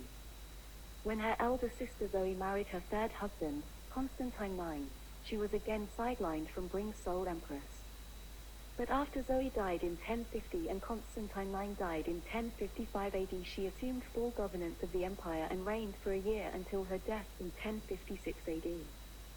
Constantine IX Monomachus, meaning the one who fights alone, whom historians describe as handsome and urbane, caught the eye of Zoe and became her lover, but was exiled to Mytilene on the island of Lesbos by her second husband for plotting to overthrow him. But after the death of Michael IV and the overthrow of Michael V, he was recalled from exile and married the empress in 1042 without the participation of Patriarch Alexios of Constantinople, who refused to officiate over a third marriage for both spouses. However, he was crowned emperor by the Patriarch the next day after his marriage to the empress. But Empress Zoe, after rejecting the first preference who displayed contempt for her, and a second candidate who died under mysterious circumstances, got more than she bargained for, as Constantine IX decided to bring to his new station his long-standing mistress Maria Sclerena to share his bed and position alongside Zoe. Surprisingly, the 64-year-old empress did not object to this, and Sclerena was given the title of Sebaste, which in Greek is the female form of the Roman Augustus, ranking her behind Zoe and Theodora as co-empresses. In the public eyes, however, the preferential treatment of Sclerena by Constantine IX was seen as a scandal, and eventually rumors spread that Sebaste Sclerena was planning to murder Zoe and possibly Theodora also. This led to another popular uprising by the people of Constantinople in 1044, which came dangerously close to harming Constantine IX, the new emperor, as he partook in a religious processions along the streets of Constantinople. The mob was only quieted by the appearance on a balcony of Zoe and Theodora, the two purple-born co-empresses favored by the public, who assured them that they were not in any danger of assassinations. Constantine IX monomachos supported the mercantile classes and favored the company of intellectuals, thereby alienating the military aristocracy. A pleasure-loving ruler, he lived an extravagant life with his favorite mistresses and endowed a number of monasteries, but was prone to violent outbursts on suspicion of conspiracy. His reign was marked by the invasions on the Pechenegs, a semi-nomadic Turkic ethnic group from Central Asia, and the Seljuk Turks in the east, the revolts of his general George Maniacs, the Cape Hun of Italy, who declared himself emperor when dismissed by the emperor and invaded the Balkans with his troops, but was wounded and died on the battlefield. Next to rebel was his nephew Leo Tornicios, who gathered supporters in Adrianople and was proclaimed emperor. He besieged Constantinople twice but failed to take it and topple his uncle. Constantine IX defeated a fleet from the heathen Rus by Greek fire, but later gave his daughter Anastasia to the future Prince Vsevolod I of Kiev, the son of his opponent Yaroslav I the Wise. Constantine IX's name Monomachus was inherited by their son, Vladimir T. Monomach. He also annexed the Armenian kingdom of Arne. Because of these successes, he may be considered the last Byzantine emperor at its apogee or height. It was during his reign that the great schism between the Patriarchate of Constantinople and the Papacy of Rome took place in January to July in the year 1054 AD, when Pope Leo IX excommunicated the Patriarch Michael Cerularis. Constantine IX Monomachus tried to intervene, but he fell ill and died about a year later in January 1055 AD. Michael VI Bringas, who was chosen by the Empress Theodora before her death in August 1056 AD, then succeeded him, thus ending the Macedonian dynasty started by Basil I the Macedonian about 200 years earlier.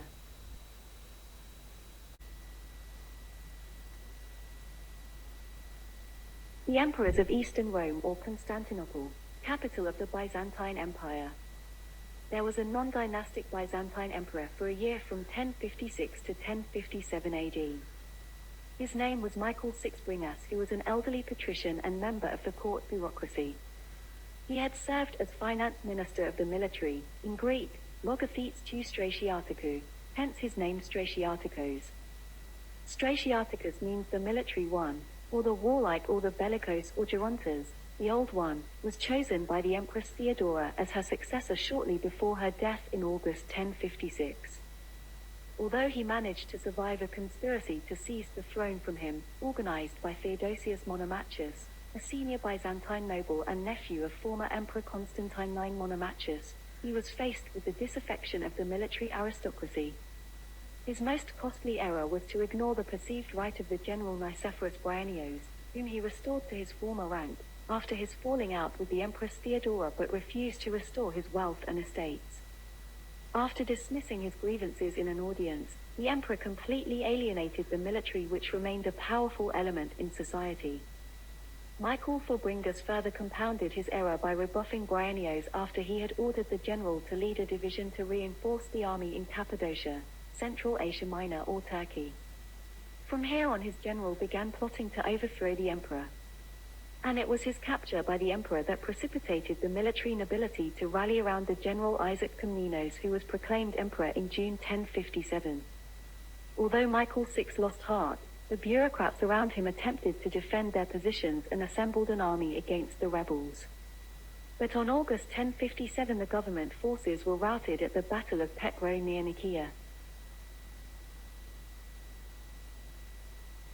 Isaac Komnenos then advanced on Constantinople as Michael VI attempted to negotiate with the rebels through the famous courtier Michael Celios, a Byzantine Greek monk, offering to adopt Isaac as his son and grant him the title Caesar. But his proposal was publicly rejected. Privately, Isaac showed himself more open to negotiations, and he was promised the status of co-emperor. However, during the course of these secret negotiations, a riot broke out in Constantinople and Patriarch Michael I Cerularius convinced the emperor, Michael Forbringus, to abdicate in Isaac's favor on the 30th of August 1056. He duly followed the Patriarch's advice, became a monk and retired to a monastery and died there shortly afterwards.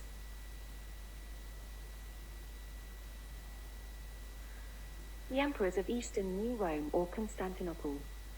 The Comnenid Dynasty 1.0 that ruled from 1057 to 1059 AD under Isaac Komnenos, the founder and first emperor. He was the son of the general Manuel Erotikos Komnenos. The Greek family name was derived from the city of Komne near Philippopolis in Thrace, which he was born in 1007. He was orphaned at an early age, and was raised under the care of Emperor Basil II.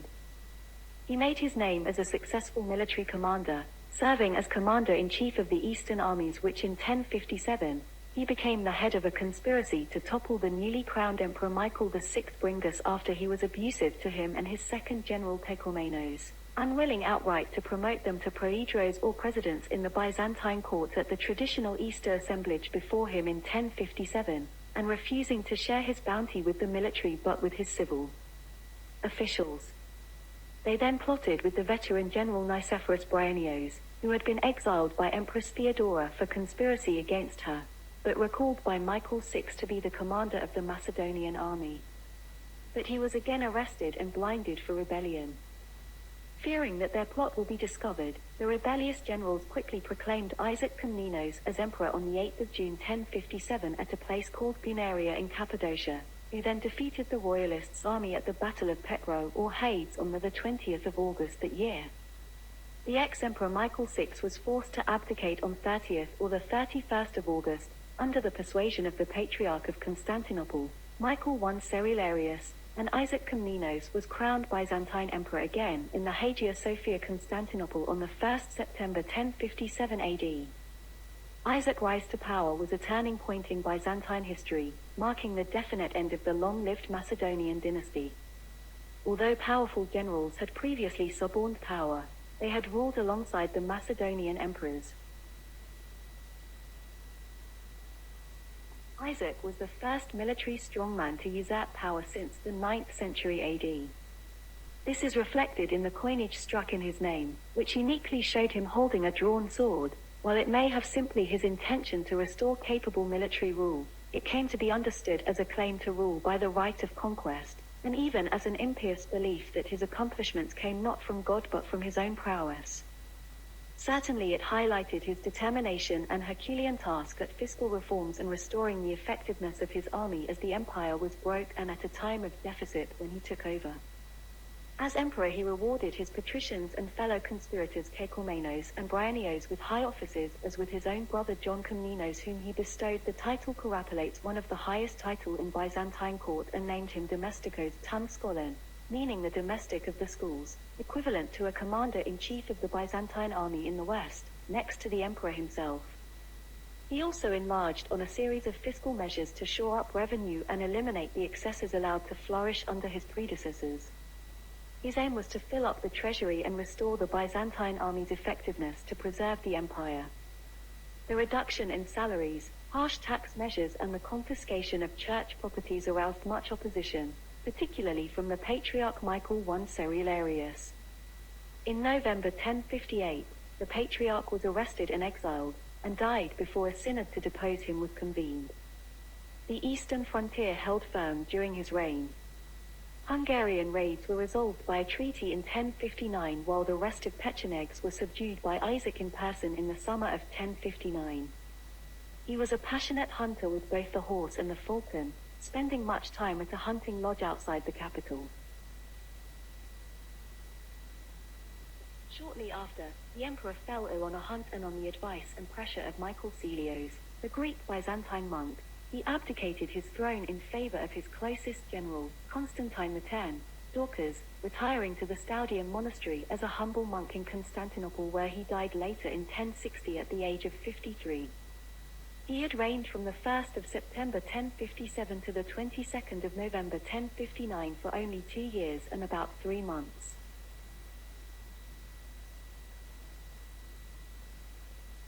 The emperors of Eastern New Rome or Constantinople, capital of the Byzantine Empire. The Ducid dynasty, 1059 to 1081 AD, was founded by its first emperor, Constantine X Ducas, who was a general and close ally of Isaac I Komnenos. His family name Ducas or Dauk in Greek is derived from the Latin dux, means duke or leader or general. He was the son of Andronicus Ducas, a Paphlagogian Greek nobleman who may have served as governor of the Theme or province of Moesia, a region in the Balkans south of the Danube River. In 1057, he supported the usurpation of Isaac I Komnenos, gradually siding with the court bureaucracy against the emperor's reforms. In spite of this tacit opposition, Constantine X Ducas was chosen as successor to the ailing emperor in 1059 under the influence of the Byzantine Greek monk Michael Psellos. Isaac I Komnenos abdicated on the 22nd of November and Constantine X Ducas was crowned emperor the next day. The new emperor quickly associated his young sons by Eudokia Macrembolitissa, the eldest daughter of Constantine VIII, sister of Zoe and Theodora and a niece of the patriarch Michael Celeralus, in power as co-emperors. They were Michael II, Andronicus and Constantius Ducas, and he appointed his brother John Ducas as Caesar.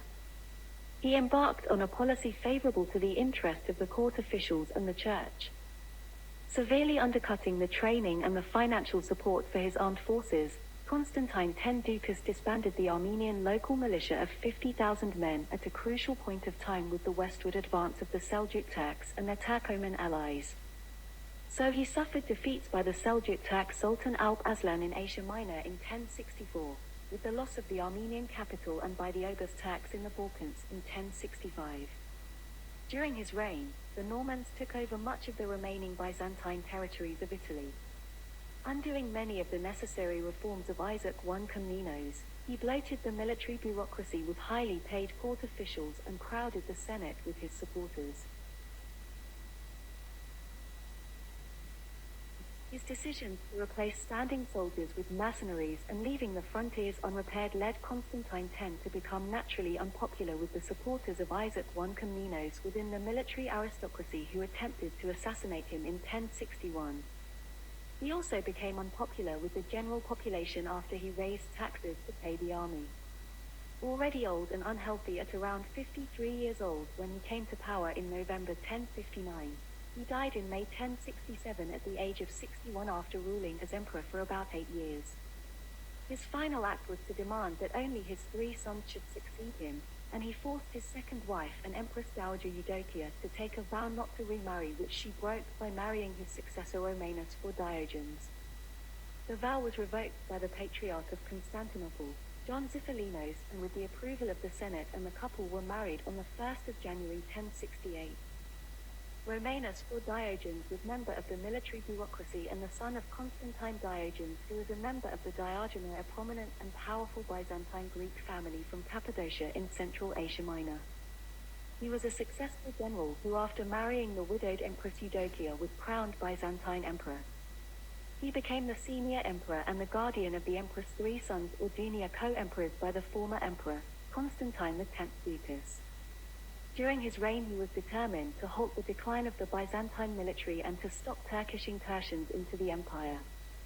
But in 1071 he was captured by Alp Arslan, the Sultan of the Seljuk Turks, who humiliated him by forcing him to stoop down, and then he climbed onto his horse using his back as a stool. Romanus IV's army were routed at the Battle of Manzikert in the province of Iberia, modern-day Mus province in eastern Turkey.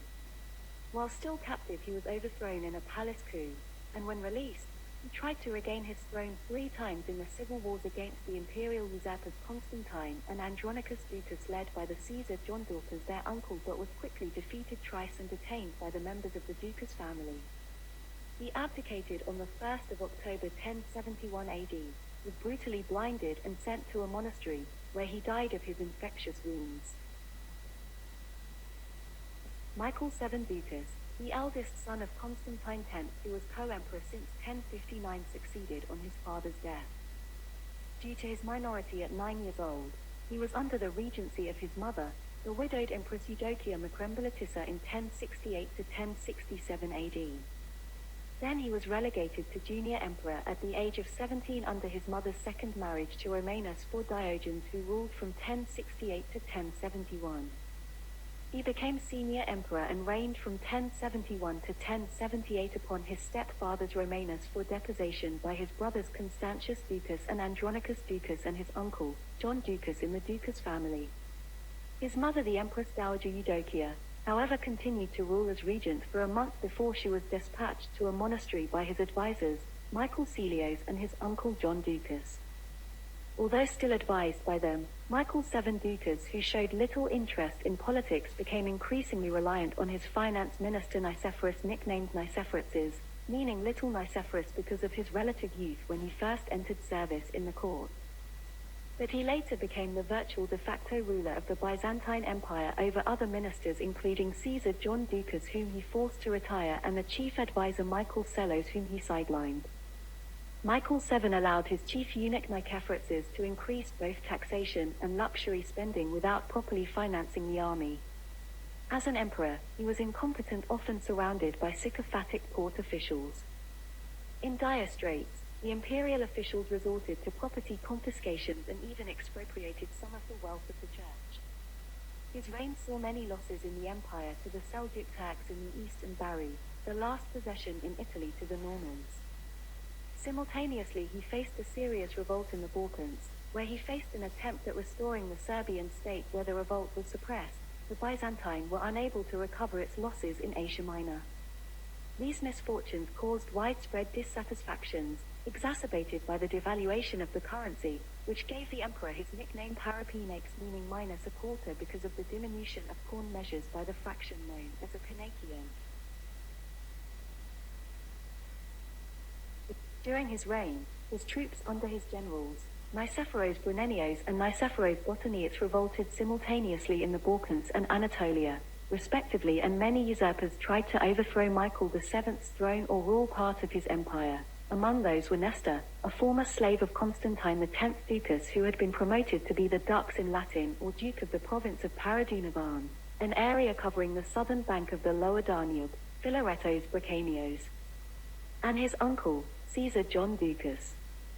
However, Nicephorus Botaniates, who had gained support of the Seljuk Turks, reached Constantinople first, and the emperor resigned the throne with hardly a struggle in March 1078 and retired into the monastery of Staudios. He later became the Metropolitan Bishop of Ephesus and died in Constantinople in around the year 1090 AD, aged 40. Michael VII Ducas ruled as sole Byzantium emperor from 1071 to 1078 for about 7 years before his general Nicephorus III Botaniates took over the purple robes of his imperial reign. Nicephorus III was the strategos, or chief military commander or general of the Anatolic theme or province. He was born in 1002 and had served the succeeding Byzantine emperors, Constantine Monomachus, and the rebel general Isaac Komnenos in his revolt against the Emperor Michael VI Bringus.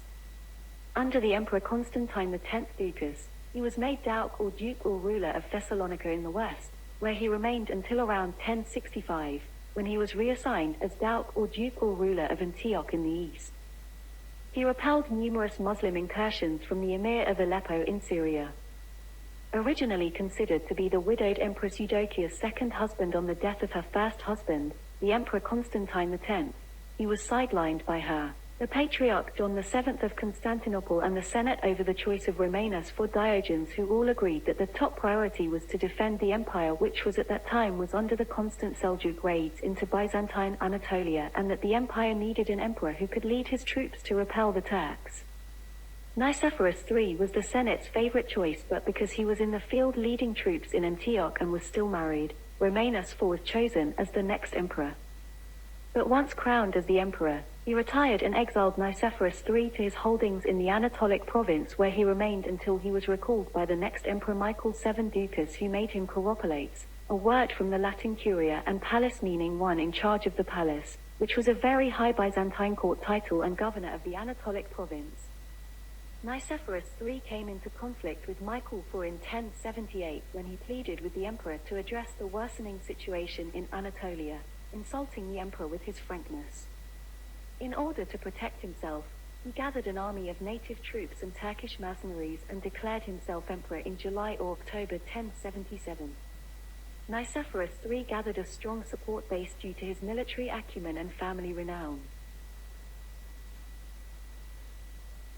He was later recognized by the Byzantine Senate on the 7th of January 1078, after which he seized the throne with the help of the citizens of Constantinople.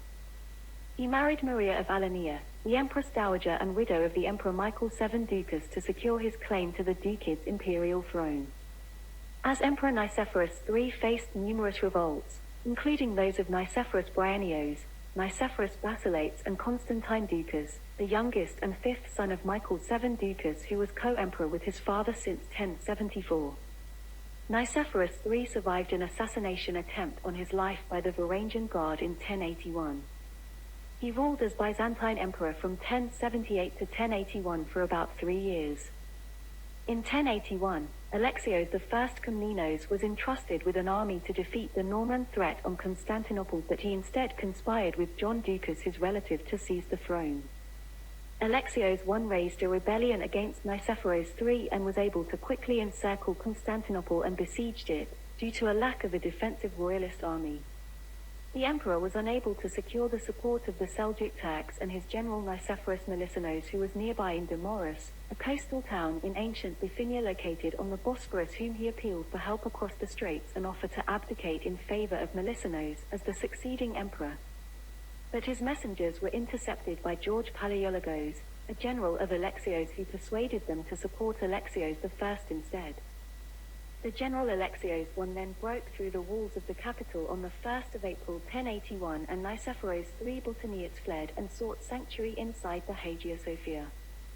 Alexios I sacked the city for 3 days and had the deposed emperor taken from there to the monastery of Periboplos, where he abdicated, became a monk and died on the same year at the age of 79. Thus the short-lived Ducad dynasty that ruled the Byzantine Empire for about 22 years was ended and succeeded by the Second Komnenid dynasty ruled by Alexios I Komnenos, a nephew of Isaac I Komnenos, his uncle.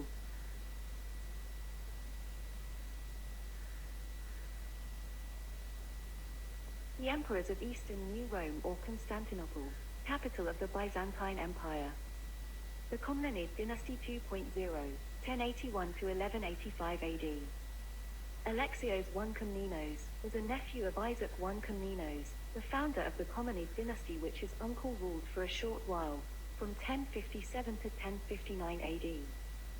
He was the son of John Komnenos, Isaac I's brother, who declined the throne, and was thus succeeded by Constantine X Ducas. His mother Anna Datasine was to play a prominent role in the coup d'état along with the current empress, Maria of Alania, who was married first to Michael VII Ducas, then to Nicephorus III. Maria was concerned with the future of his son Constantine Ducas by the first husband Michael VII. So together they conspired to depose Nicephorus III by diverting the troops the emperor had placed in the hands of Alexios to defend the empire against the expected invasion of the Normans of South Italy led by Robert Guiscard, to march on the capital and attack it, thereby dethroning Nicephorus III. With the arrest and abdication of Nicephorus III Botaniates, Alexios I became Byzantine emperor from 1081 to 1118 AD. Although he was not the founder of the Komnenid dynasty, it was during his reign that the Komnenos family came into full power as the Komnenid 2.0 dynasty. Inheriting a collapsing empire and faced with constant warfare during his reign against the Seljuk Turks in Asia Minor and the Normans in the Western Balkans, Alexios was able to curb the empire's decline and begin the military, financial and territorial recovery known as the Komnenid Restoration. Alexios I and his brother Manuel Komnenos served under Romanus for Diogenes, 1068 to 1071, with distinction against the Seljuk Turks. Under Michael VII Ducas Parapenates, 1071 to 1078, and Nicephorus III Botaniates, 1078 to 1081, he was militarily employed along with his elder brother Isaac II Komnenos. They subdued the Western mercenaries rebels led by Russell Balliol, a Norman adventurer and soldier in Asia Minor in 1074, and defeated the rebellious general governor of Dyrrhachium, Nicephorus Bryennios the Elder at the Battle of Calavia on the Halimiros River in Thrace or European Turkey in 1078. By the time Alexios I Komnenos ascended the throne in 1081, the Seljuk Turks had taken most of Asia Minor. Alexios I was able to secure much of the coastal regions by sending peasant soldiers to raid the Seljuk camps, but these victories were unable to stop the Turks altogether. As early as 1090 AD, Alexios I had taken reconciliatory measures toward the papacy with the intention of seeking Western support against the Seljuks. In 1095 his ambassadors appeared before Pope Urban II at the Council of Placenza simply to seek some mercenary forces, not the immense hosts that arrived to his consternation and embarrassment after the Pope preached the First Crusade at the Council of Clement later that same year. The series of Western Crusades against the infidels Muslims in the Holy Land in the Middle East had begun during his reign. The 37 years' reign of Alexios I was full of struggle as he had to ward off attacks by the Normans, suffering several defeats before he was able to strike back with success. Next he had to deal with disturbances in Thrace, where the heretical sects of the Bogomils and the Paulicians who had revolted and made common cause with the Pechenegs across the Danube whom he crushed at the Battle of Livounion in April 1091. With the Balkans more or less pacified, Alexios could now turn his attention to Asia Minor, which had almost been overrun by the Seljuk Turks when in 1117, although terminally ill, he conducted a series of defensive and then, in a final offensive measure, defeated the Seljuk Sultan Malik Shah at the Battle of Philomelion.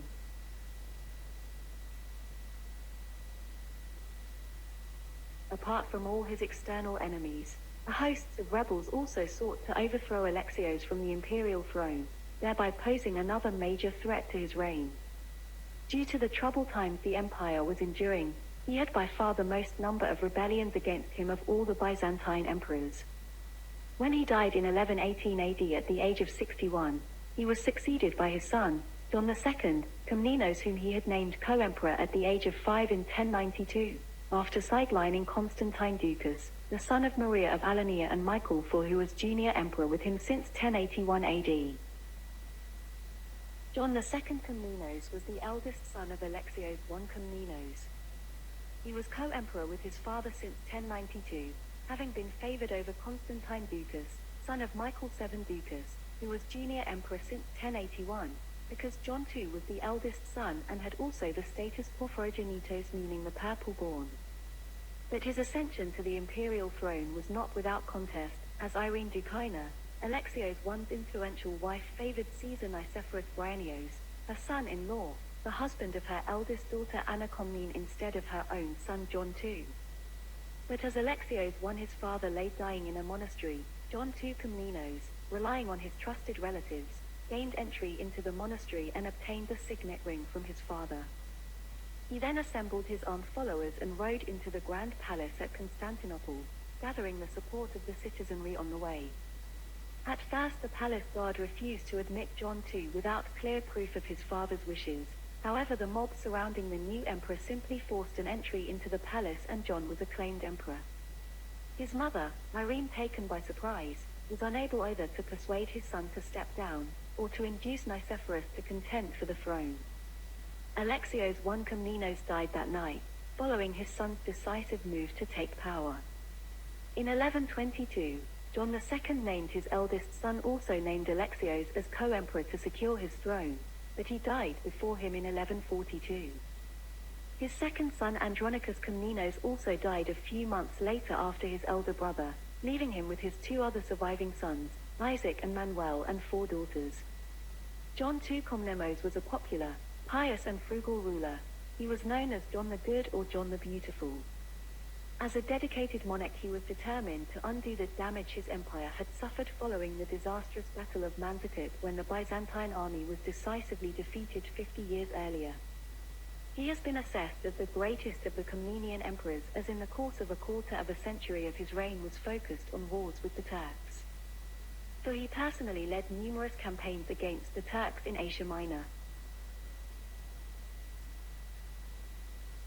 His campaigns fundamentally changed the balance of power in the east, forcing the Turks onto the defensive and restoring to the Byzantines many towns, fortresses and cities right across the Anatolian Peninsula in the west from the Meander River in southwest Turkey all the way to Cilicia and Tarsus in the east.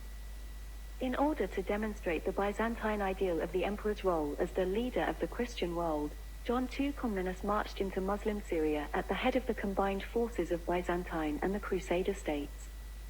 Yet despite the great vigor with which he pressed the campaign, John II's hopes were disappointed by the evasiveness of his Crusader allies and their reluctance to fight alongside him. He made alliances with the Holy Roman Empire in the west, and decisively defeated the Pechenegs, Hungarians and the Serbs in the Balkans. While preparing for a renewed attack on Antioch in the east, he amused himself by hunting wild boar on Mount Taurus in Cilicia, where he accidentally cut himself on the hand with a poisoned arrow. John initially ignored the wound and it became infected, and he died a number of days later on the 8th of April 1143 before the age of 56.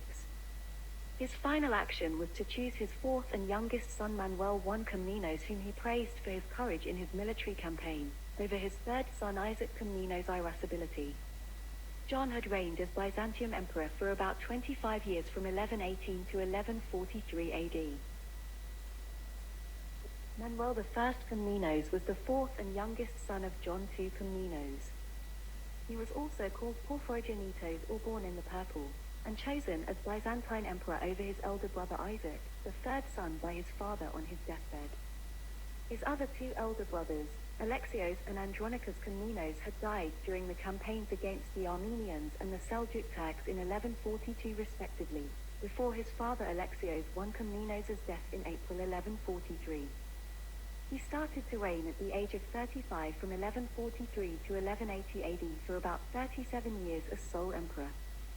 His reign at a crucial turning point in history of the Byzantine and the Mediterranean saw the last flowering of the Komnenian restoration, the resurgence of its military and economic power, and enjoying a cultural restoration. Eager to restore his empire to its past glories as the superpower of the Mediterranean world, Manuel I pursued an energetic and ambitious foreign policy.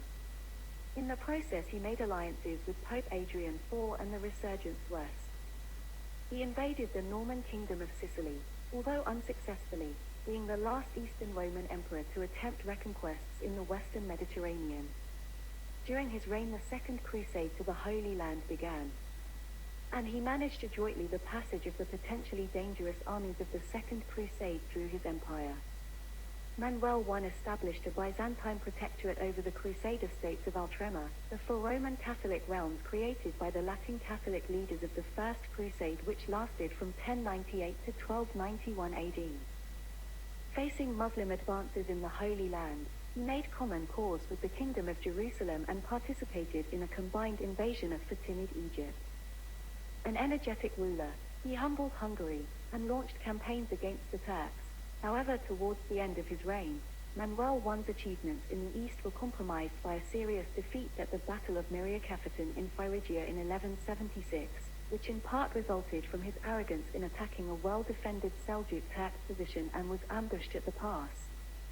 Although the Byzantines recovered and struck back at the Battle of Hyelion and Lymeche and almost completely destroyed a large Seljuk Turk army, the emperor concluded an advantageous peace with Sultan Kilij Arslan of Run. Myriokephaton proved to be that final unsuccessful effort by the empire to recover the interior of Anatolia in central Turkey from the Turks. Called Homegas, or the Great by the Greeks, Manuel I was known to have inspired intense loyalty in those who served him. He was influenced by his contacts with the Western Crusaders, enjoyed the reputation of the most blessed emperor of Constantinople in parts of the Latin world as well, although some modern historians have been less enthusiastic about him. His extravagance and constant campaigning depleted the empire resources. Manuel I Comnenos, after declining in health due to his continuous warfare, died in 1180 AD at the age of 72, after succumbing to Pustulo fever. Alexios II Comnenos, his long-awaited son and heir, born into the purple, succeeded him as a minor at the age of 11.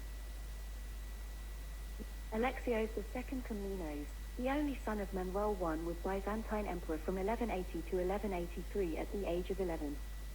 His father named him co-emperor in 1171 at 5 years old. As a minor, he was under the regency of his mother, the Empress Dowager Maria of Antioch, and her lover, the Protosebastos, meaning First Augustus, by the name of Alexios. As de facto regents, they depleted the imperial treasury by granting privileges to Italian merchants and to the Byzantine aristocracy. A party supporting Alexios II Komnenos' right to reign, led by his half-sister, Maria Komnene, and her husband Caesar John, stirred up riots in the streets of the city. But the regents managed to defeat the opposition party. Then Andronicus I Komnenos, a first cousin of Manuel I, took advantage of the disorder to aim at the crown. He entered Constantinople, received with almost divine honors, and overthrew the government of Empress Maria and Protosebastos Alexios in 1182. Andronicus I, posing as Alexios II's protector, officially restored him to the throne. But since 1180, the young emperor was an uneducated boy with amusement in mind, and uninterested in ruling matters, so Andronicus I effectively ruled as the power behind the throne, and one by one he suppressed the boy's defenders and supporters while his mother, the Empress Maria of Antioch, was put in prison. So he became co-emperor with Alexios II. In 1183 AD, the young emperor condemned his own mother to death, and in September the same year, Andronicus I Komnenos was proclaimed emperor, and at the end of the same month, he ordered the assassination of Alexios II, his nephew and co-emperor, by secretly strangling him with a bowstring. So the young emperor was murdered after he having ruled for 3 years at the age of 14. Andronicus I Komnenos was a nephew of John II Komnenos by his brother Isaac Komnenos, or Isaac's son, and Alexios II uncle. He became known by his epithet Mesophes in Greek, meaning the hater of sunlight, in reference to the great numbers of enemies he had blinded. In his early years, he was handsome and eloquent, active, hardy, and a courageous great general and an able politician, but he was also licentious. As a general, he was imprisoned for conspiring against Emperor Manuel II Komnenos, but escaped and spent 15 years in exile in various courts in Eastern Europe and in the Middle East.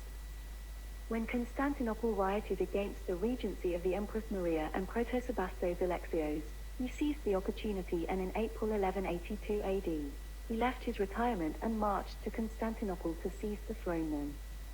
He deposed Maria of Antioch, the Empress Dowager and mother of the boy Emperor Alexios II Komnenos, and subsequently from his nephew, his co-emperor, and reigned as sole emperor from 1183 to 1185 AD. An unpopular ruler, he was overthrown and lynched in a popular uprising led by Isaac Angelos. He reigned from 1183 around the age of 65 and died at the age of 67 in 1185 AD.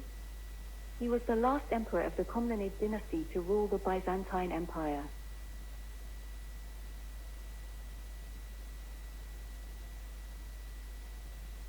The emperors of Eastern New Rome, or Constantinople, capital of the Byzantine Empire. The Angelid dynasty 1185 to 1204 AD. Isaac II Angelos was the son of Andronicus Ducas Angelos, the son of Constantine Angelos and Theodora Komnene, the youngest daughter of Emperor Alexios I Komnenos and Irene Ducaina. Thus Isaac II was a member of the extended imperial clan of the Komnene dynasty. He came to power at the head of a popular revolt against Andronicus I Komnenos. His reign was marked by revolts and wars in the Balkans, especially against the resurgent Bulgaria. His first reign was from September 1185 for about 10 years, but was deposed by his elder brother Alexios III Angelos, who, taking advantage of Isaac's absence from the camp in a hunting trip, proclaimed himself emperor and deposed him in 1195. He then cancelled his expedition against Bulgaria and ordered Isaac II to be blinded and imprisoned in Constantinople. After 8 years in captivity, he was raised from the dungeon to the throne once more after the leaders of the Fourth Crusade arrived, who restored him to rule a second time after Alexios III fled the capital and roamed Greece and Asia Minor, searching for support to regain his throne. The usurper, Alexios III Angelos' 8 years' reign from 1195 to 1203 AD was marked by misgovernance and the increasing autonomy of provincial magnates. He died in the Nicaean captivity in 1211. As both the mind and body of Isaac II had been enfeebled by his confinement, his son Alexios II Angelos was associated with him as effective monarch. Isaac II then reigned as Byzantine emperor for a second time for another 1.5 years and was deposed by Alexios V Brutus in January 1204. Alexios IV Angelos, his son who had enlisted the armies of the Fourth Crusade's help in restoring his father Isaac II to the throne, ruled as co-emperor in his second reign from August 1203 to January 1204 for about 5 months only. But due to their failure to deal with the Crusaders' demands, their deteriorating relations with the Western Latin Crusaders, and despite Alexios' attempts to reach a reconciliation with them, they were both deposed and imprisoned by Alexios V Brutus, his second cousin, in 1204. Alexios IV Angelos, his son who had enlisted the armies of the Fourth Crusade's help in restoring his father Isaac II to the throne, ruled as co-emperor in his second reign from August 1203 to January 1204 for about 5 months only. But due to their failure to deal with the Crusaders' demands, their deteriorating relations with the Western Latin Crusaders, and despite Alexios' attempts to reach a reconciliation with them, they were both deposed and imprisoned by Alexios V Brutus, his second cousin, in 1204. Alexios III died probably from poison in January and Alexios IV, his son, from strangulation in February that same year. Alexios V Brutus was then proclaimed emperor in February 1204. His nickname Mortzoufios was due to either his bushy, overhanging eyebrows or a sullen, gloomy character. He was emperor just prior to the sack of Constantinople by the participants of the Fourth Crusade. Though he made vigorous attempts to defend Constantinople from the Crusaders' armies, his military efforts proved ineffective. His actions won the support of the mass of the populace, but he alienated the elite of the city. Following the fall, the sack and occupation of the city, Alexios V escaped to Thrace but was made captive and blinded by another ex-emperor Alexios III, after marrying his daughter Eudokia Angelina. Having been abandoned by his supporters and father-in-law, he was captured by the advancing Latin Crusaders and taken to Constantinople as a prisoner, tried for treason against Alexios IV and executed by novel or new means, by being thrown from the top of the column of Theodosius. The new, alien, Latin regime of the conquerors of Constantinople may have viewed the public trial and execution of the man who murdered the last legitimate emperor in a way to cast an aura of legitimacy on themselves. Alexios V Brutus Mortzoufios was the last Byzantine emperor to reign Constantinople for only about 2.5 months from February to April 1204 AD, before the establishment of the Latin Empire of the Fourth Crusade, which controlled the capital for the next 57 years, until it was recovered by the Nicaean emperor, Michael VIII Palaiologos, in 1261 AD. Thus the short-lived, about 19 years Angelid dynasty, which has some connections and relations with the Comnenid and Ducid dynasties before it, was ended with the coming of the Fourth Crusade and the fall of Constantinople on the 12th of April 1204 AD.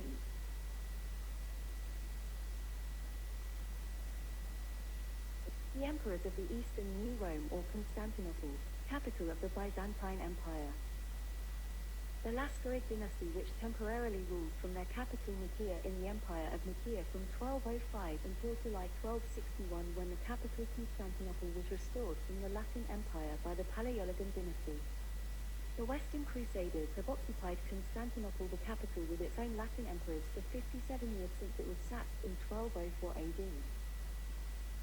Theodore I, Komnenos, Lascaris rose to prominence as a son-in-law of Alexios III Angelos, after he married the youngest daughter of the Byzantine emperor in 1200 AD and received the title of a despot, demonstrating his right to succeed his father-in-law on the throne. Constantine Lascaris, sometimes called Constantine XI, the eldest son of Alexios V Brutus, was elected emperor by the citizens of Constantinople on the day it fell to the Crusaders, on the 12th of April 1204 AD, but he refused the throne. He remained only for a few hours before the sack of the city and later fled to Nicaea. Theodore I Lascaris was imprisoned by the Crusaders, whom the Byzantines called the Latins. But he escaped across the Bosphorus into Asia Minor, and fled to Bithynia, where he organized a Greek resistance to the Latins in his father-in-law's name. The Crusaders elected one of their leader, Baldwin of Flanders was the emperor of the Latin kingdom of Constantinople on May 1204, while Theodore I Lascaris was proclaimed emperor of the Byzantine Empire of Nicaea a year later after Constantine's death in 1205. He assumed the traditional titles of the Byzantine emperors, but he was crowned only on Easter 1208, 3 years later, after convoking a church council and elect a new patriarch of Constantinople in opposition to the Pope in Rome's candidate. The new patriarch then crowned him as Byzantine emperor and autocrat of the Romans, and he established his seat in Nicaea as the new capital of the successor state to the Byzantine Empire. But he could not prevent a rival claimant to the imperial throne, Alexios I Megakomnenos, a grandson of Andronicus I Komnenos, from establishing another Byzantine successor state, the Empire of Trebizond in northern Asia Minor, and Michael I Ducas as ruler in Epirus on the southwest of Greece. He concluded an alliance with the Seljuk Sultan of Rum against the Crusaders, but he could not stop the Latins' advance into Asia Minor. Greeks fleeing from the Latin Empire of the Crusader state that emerged in the Byzantine core territories, swarmed into Asia Minor to live under Theodore I's rule. The Latins captured Alexios III, made an alliance with Alexios I Megakomnenos of Trebizond to topple him, but Theodore I routed their united troops. He secured the support of most Bithynian aristocrats and conquered the domains of those who resisted him, and seized the western Paphlagonia on the Black Sea coast from Alexios I of Trebizond. Around 1220, he tried to persuade the Latins of Constantinople to acknowledge his rule, but they refused. He was the first emperor of the Empire of Nicaea, which he ruled from 1205 to 1221 AD for about 16 years and died at the age of 46. A dynastic conflict soon followed, because his two brothers, Alexios and Isaac, and his son-in-law, John Ducas Vatatzes, claimed the throne. And with Vatatzes' victory in 1222 AD, his two brothers were forced into exile. Theodore I Komnenos Lascaris had established a powerful state and dynasty in Nicaea, located in the vicinity of Constantinople, which enabled his successors to expel the Latin Crusaders from the city and revive the Byzantine Empire in 1261.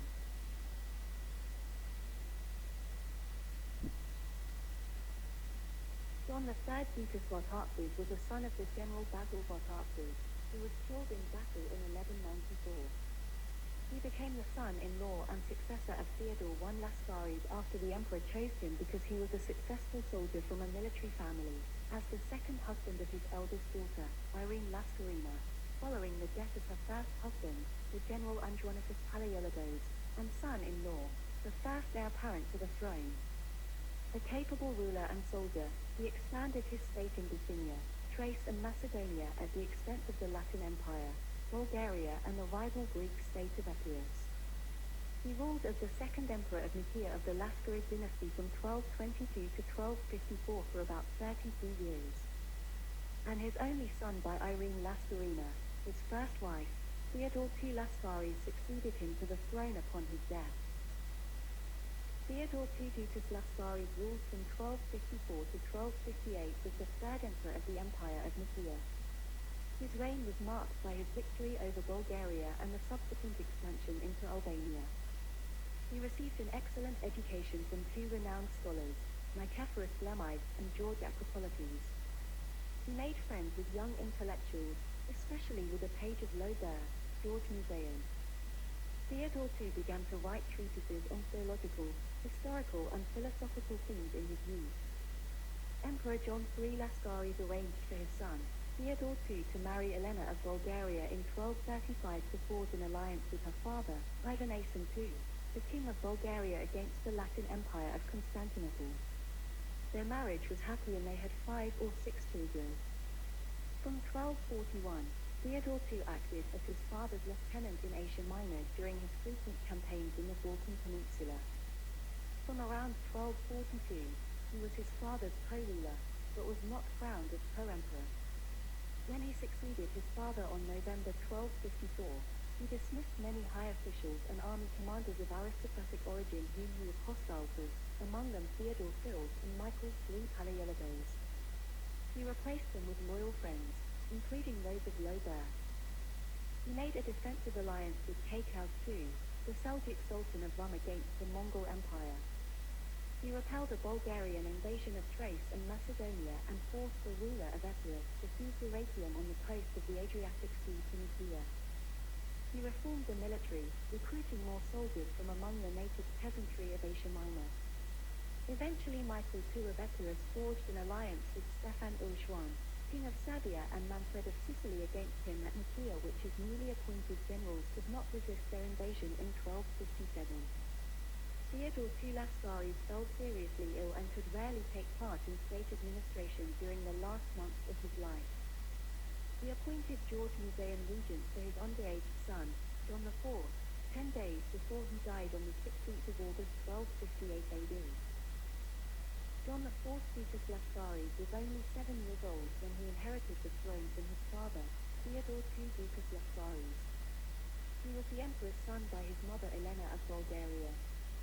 The regent Musaean fell victim to an aristocratic nobility plot to assassinate him, and Michael Palaiologos, the noble's leader, assumed the regency. Soon in January 1259, he made himself co-emperor as Michael III Palaiologos. After conquering Constantinople from the Latin Empire on July 25, 1261, he usurped the throne from John IV, who was left behind at Nicaea and was later blinded on Michael's orders on his 11th birthday on December 1261, making him ineligible for the throne. He spent the rest of his life in a monastery as a monk and died about 1305 AD at the age of 55. Michael III Palaiologos' action led to his excommunication by the Patriarch Arsenius Orthorianus of Constantinople, and a later revolt by a pseudo-John IV near Nicaea. The young John IV Titus Lascaris was the last member of the Lascarid dynasty which had done so much to restore the Byzantine Empire.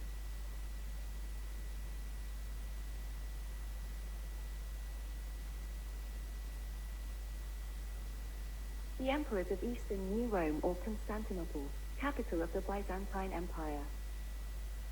The Palaiologan dynasty, 1261 to 1453 AD, restored Constantinople as the Byzantine capital instead of Nicaea. Michael VIII Palaiologos was also the son of the Megas Domestikos, or the Byzantine army's commander-in-chief, Andronikos Palaiologos by Theodora Angelina Palaiologina, the granddaughter of Emperor Alexios III Angelos and Empress Euphrosyne Butina Kamaterina.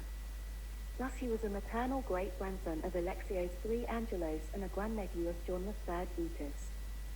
His ancestry can be traced back to all 3 imperial dynasties, namely the Lascarid, the Angelid and the Comnenid dynasties that ruled the empire before the sack of Constantinople in 1204 by the Fourth Crusade.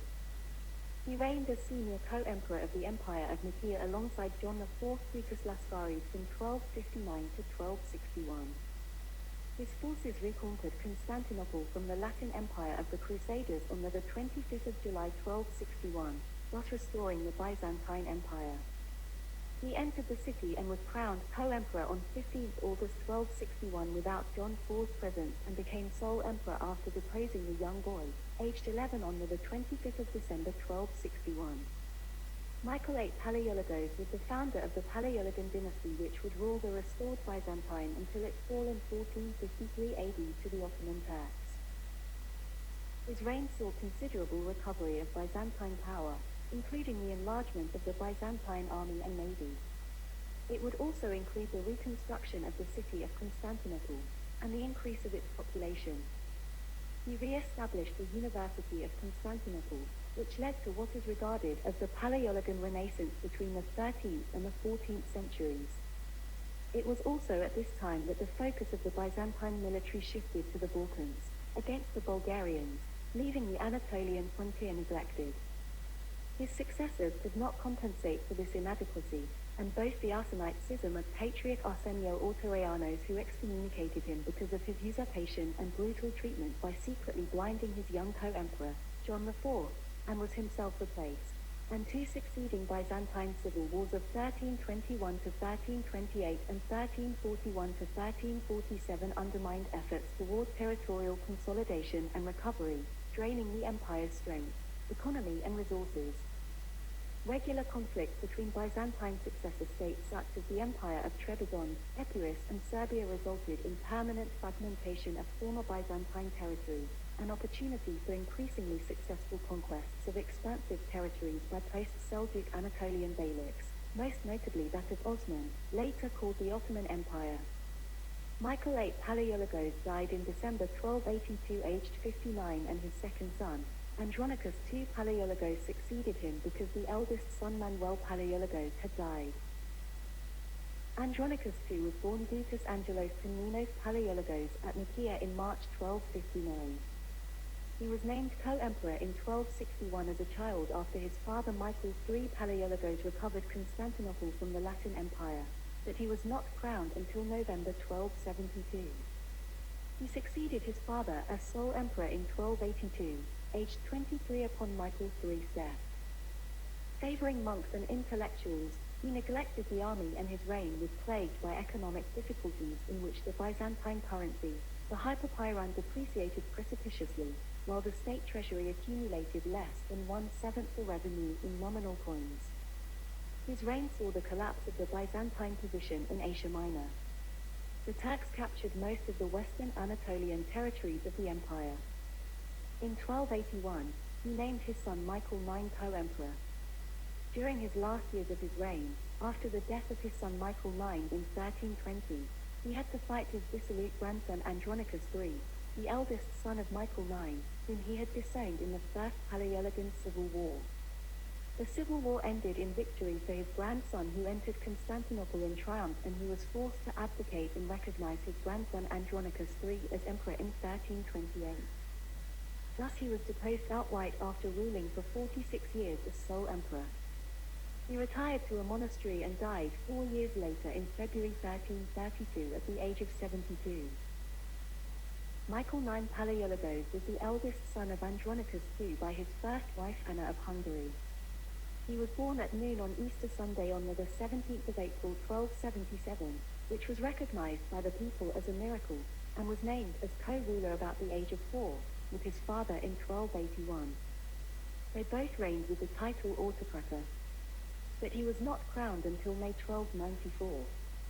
A man of impeccable morals and a good helper to his father, he was known as a brave and energetic soldier, willing to make personal sacrifices to pay or encourage his troops. Despite his military prestige, he suffered several defeats, for no clear reasons: his inability as a commander, the deplorable state of the Byzantine army, or just simply bad luck. He was the only Palaiologan emperor to predecease his father, Andronicus II. His premature death at age 43 was attributed in part to grief over the successive deaths of his daughter Anna and the accidental murder of his younger son Manuel Palaiologos by the soldiers of his eldest son and later co-emperor, Andronicus III Palaiologos.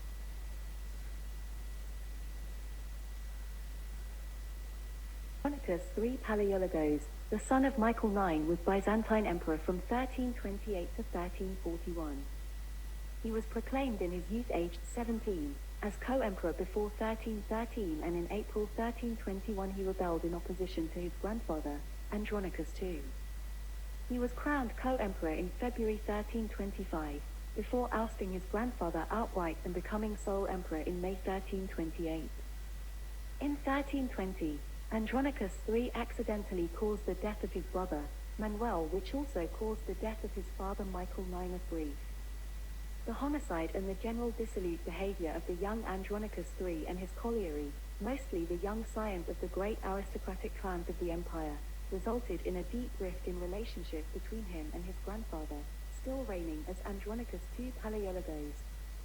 The emperor disowned his grandson Andronicus III, who then fled the capital and rallied his supporters in Thrace and began to reign as rival emperor in 1321 at the age of 24, and started the first civil war against his grandfather, who lost and was ultimately deposed and exiled to a monastery.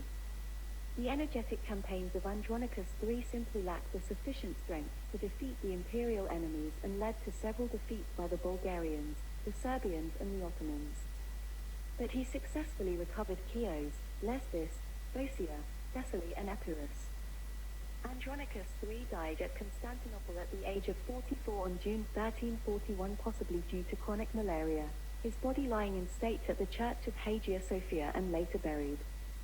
His early death left a power vacuum and controversy over the right to exercise the regency over the new emperor that resulted in the destructive Second Palaeologan Civil War of 1341 to 1347, between his widow Anna and his chief minister, the regent John VI Kantakouzenos. John VI Kantakouzenos was a Greek nobleman, statesman and general and a relative of the Palaeologan family. He served as Grand Domestic or Commander-in-Chief of the Byzantine army under Andronicus III Palaiologos and was regent for the 8-year-old John V Palaiologos, upon the Emperor Andronicus III's death. The Second Civil Wars, which lasted 6 years between 1341 to 1347, erupted between him and the regency of the Empress Anna of Savoy, ended with John V entering Constantinople in triumph with the help of his Turkish allies forces of Yuma of Aydin. He then reigned as Byzantine Emperor from 1347 to 1354 for about 8 years. Deposed by his former ward, John V, he was forced to retire to a monastery under the name Joseph Christodoulos and spent the remainder of his life as a monk and historian. At the age of 90 or 91 at his death, he was the longest-lived of the Roman emperors. John V Palaiologos was the only son and heir of Andronicus III. He had not been crowned or declared heir at his father's death, a fact which led to the outbreak of the destructive Second Civil War between his regency, comprising of his mother Anna, the Patriarch John XIV, and the Commander-in-Chief Alexios Apokoulos, and his father's closest aide John IV Kantakouzenos. He was named co-ruler in November 1341 at the age of 8 and was under his regent John IV Kantakouzenos, not having been crowned as emperor. In 1354 he deposed his regent John VI Kantakouzenos and his son Matthew Kantakouzenos during another civil war. John V Palaiologos was finally succeeded to the imperial throne by his son Manuel II Palaiologos when he died in 1391 after ruling as Byzantine emperor for about 50 years. Andronicus IV Palaiologos was the eldest son of Emperor John V Palaiologos by his wife Helena Kantakouzenes, a daughter of John VI. Thus he was also the maternal grandson of John VI Kantakouzenos. He was born in April 1348 and raised to co-emperor, aged 4 in 1352. He had a troubled relationship with his father John V. He successfully usurped the throne and briefly deposed his father, John V Palaiologos, when the emperor was away in Italy in 1369, to affirm his submission to the Pope. The Emperor John V left Andronicus IV behind in Constantinople as regent, while his younger son Manuel II Palaiologos was sent to govern Thessaly. During his stay in Italy, John V, attempting to settle accounts and debt with the Republic of Sicily, was unable to pay off the loan or secure a ship for his voyage home. As a result, he proposed to cede to the Venetians the strategic island of Tenedos, an island in the northeastern part of the Aegean Sea, in exchange for further funds and 6 warships. The Venetians accepted, but when news reached Constantinople, Andronicus IV, likely urged by the Genos, Venice's commercial rivals, refused to honor his father's agreement. This left John V stranded in Venice, effectively as a captive debtor of the Republic. When he suggested that funds be raised to secure his release by selling precious objects from the churches, Andronicus again refused, claiming that this was impious. In the end, it was only the intervention of Manuel II, his younger brother, who went from Thessalonica to Venice in person, that secured his father, the Emperor John IV's release. It was not until October 1371 that the Emperor John V returned to Constantinople. In 1373, Andronicus IV again rebelled when the Ottoman Sultan Murad I forced John V into vassalage, a form of feudal system in medieval times where a person as having a mutual obligation to a lord or monarch in exchange for certain privileges like land held as a tenant. He had allied with Murad I's son, Salsai Bey, who was also rebelling against his own father. However, both Andronicus IV and the Sultan's son rebellion failed. Thus Andronicus IV was imprisoned and subjected to blinding, the traditional Byzantine punishment for rebellion, but apparently with one eye. His younger brother Manuel II replaced him as heir. But in July 1376, he escaped from prison with the help of the Genos, from where he went straight to the Sultan Murad I. and agreed to return Gallipoli retaken 10 years earlier from the Turks, in return for his support. With a mixed force of cavalry and military support duly provided by the Sultan Murad I, he was able to take Constantinople and capture and imprison both his father John V and younger brother Manuel II. However, he made the mistake of favoring the Genoese too highly by awarding them the island of Tenedos, which the governor there refused to hand it over, and passed it on to Venice. In the same year, 1377, he crowned his young son, John VII Palaiologos, as co-emperor. But in 1379, both John V and Manuel II escaped from prison to Sultan Murad I, with the assistance of the Venetians.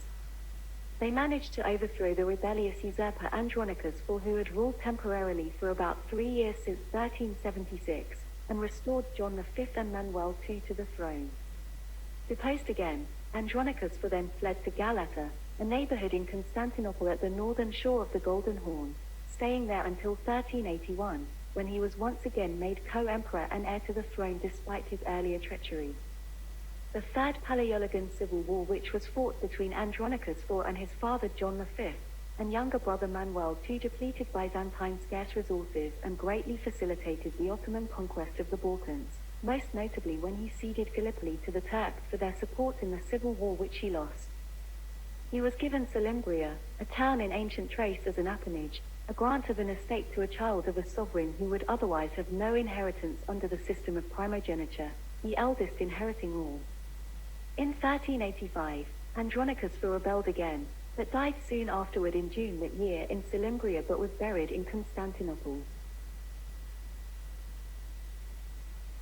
John VII Palaiologos was the only son of Andronicus IV, the young usurper to his grandfather John V's throne. He was Byzantine emperor for only 5 months, from April to September 1390. He sometimes used the name Andronicus, probably to honor his father.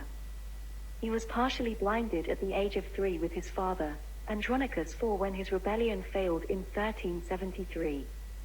But his father escaped in 1376 and successfully took Constantinople, ruling as emperor until 1379. John VII Palaiologos served as co-emperor during this time, possibly being appointed in 1377. Though deposed by his younger brother Manuel II and their father John V, Andronicus IV never announced his claim as heir to the throne, as he was the eldest son. To prevent further civil wars and conflicts within the Palaiologan dynasty, it was agreed in 1381 that Andronicus IV was to succeed John V, making his only son, John VII Palaiologos, second in line to the throne. Upon his father's death in 1385, John VII inherited his claim. But despite the previous agreement, he was sidelined when Manuel II, his uncle, the second son of John V, seen as the favored successor, ascended the throne. So John VII rebelled against John V, his grandfather, and successfully seized Constantinople. But after reigning for just 5 months, his uncle Manuel II succeeded in deposing his nephew, John VII, with the help of the Ottoman Turks and the Knights Hospitaller. Upon his grandfather John V's death in 1391, Manuel, the second son, succeeded him as emperor. Still possessing a powerful network of allies, John VII Palaiologos never surrendered his claim to be the legitimate emperor. The tense relations between him and his uncle brought the empire close to civil war several times. Though they were honored to a limited extent by Manuel II, several agreements in regard to status and the line of succession were made between the two to avoid conflict, certifying that John VII remained co-emperor and was to succeed Manuel upon his death. In 1394, the Ottoman Sultan Bayezid besieged Constantinople. Manuel left the city in 1399 to travel around Europe to seek for military aid, and entrusted John VII with serving as regent in Constantinople, overseeing its defense. Despite allegations of conspiring with the Ottomans, John VII held the city loyalty for the entire duration of the emperor's 3.5 years long journey, refusing to surrender it to Bayezid. The threat to Constantinople ended with Sultan Bayezid's defeat at the hands of the Timurid at the Battle of Ankara in 1402. In the aftermath of this battle, John VII negotiated a favorable treaty with one of Bayezid's sons, Suleiman Chelebi, which ensured that the city of Thessalonica, lost to the Ottomans due to Manuel II's actions, be returned to imperial control. But despite John VII's loyal service, Manuel II sent him away in disgrace once he returned in 1403, and the two were once more enemies. This feud proved to be brief, as they were reconciled a few months later and a new agreement was made, in which John VII was allowed to take possession of Thessalonica and be acknowledged with full imperial title. From 1403 until his death in 1408, he thus ruled the city as Emperor of Thessaly with his own separate imperial court. John VII died there in Thessalonica at a relative young age of 38. Manuel II Palaiologos was Byzantine emperor from 1391 to 1425 AD. He was the second son of John V and his wife Helena Cantacuzi.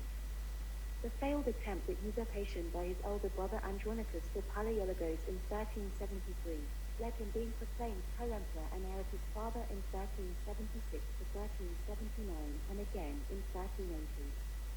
They were supplanted first by Andronicus IV and then his son John VII.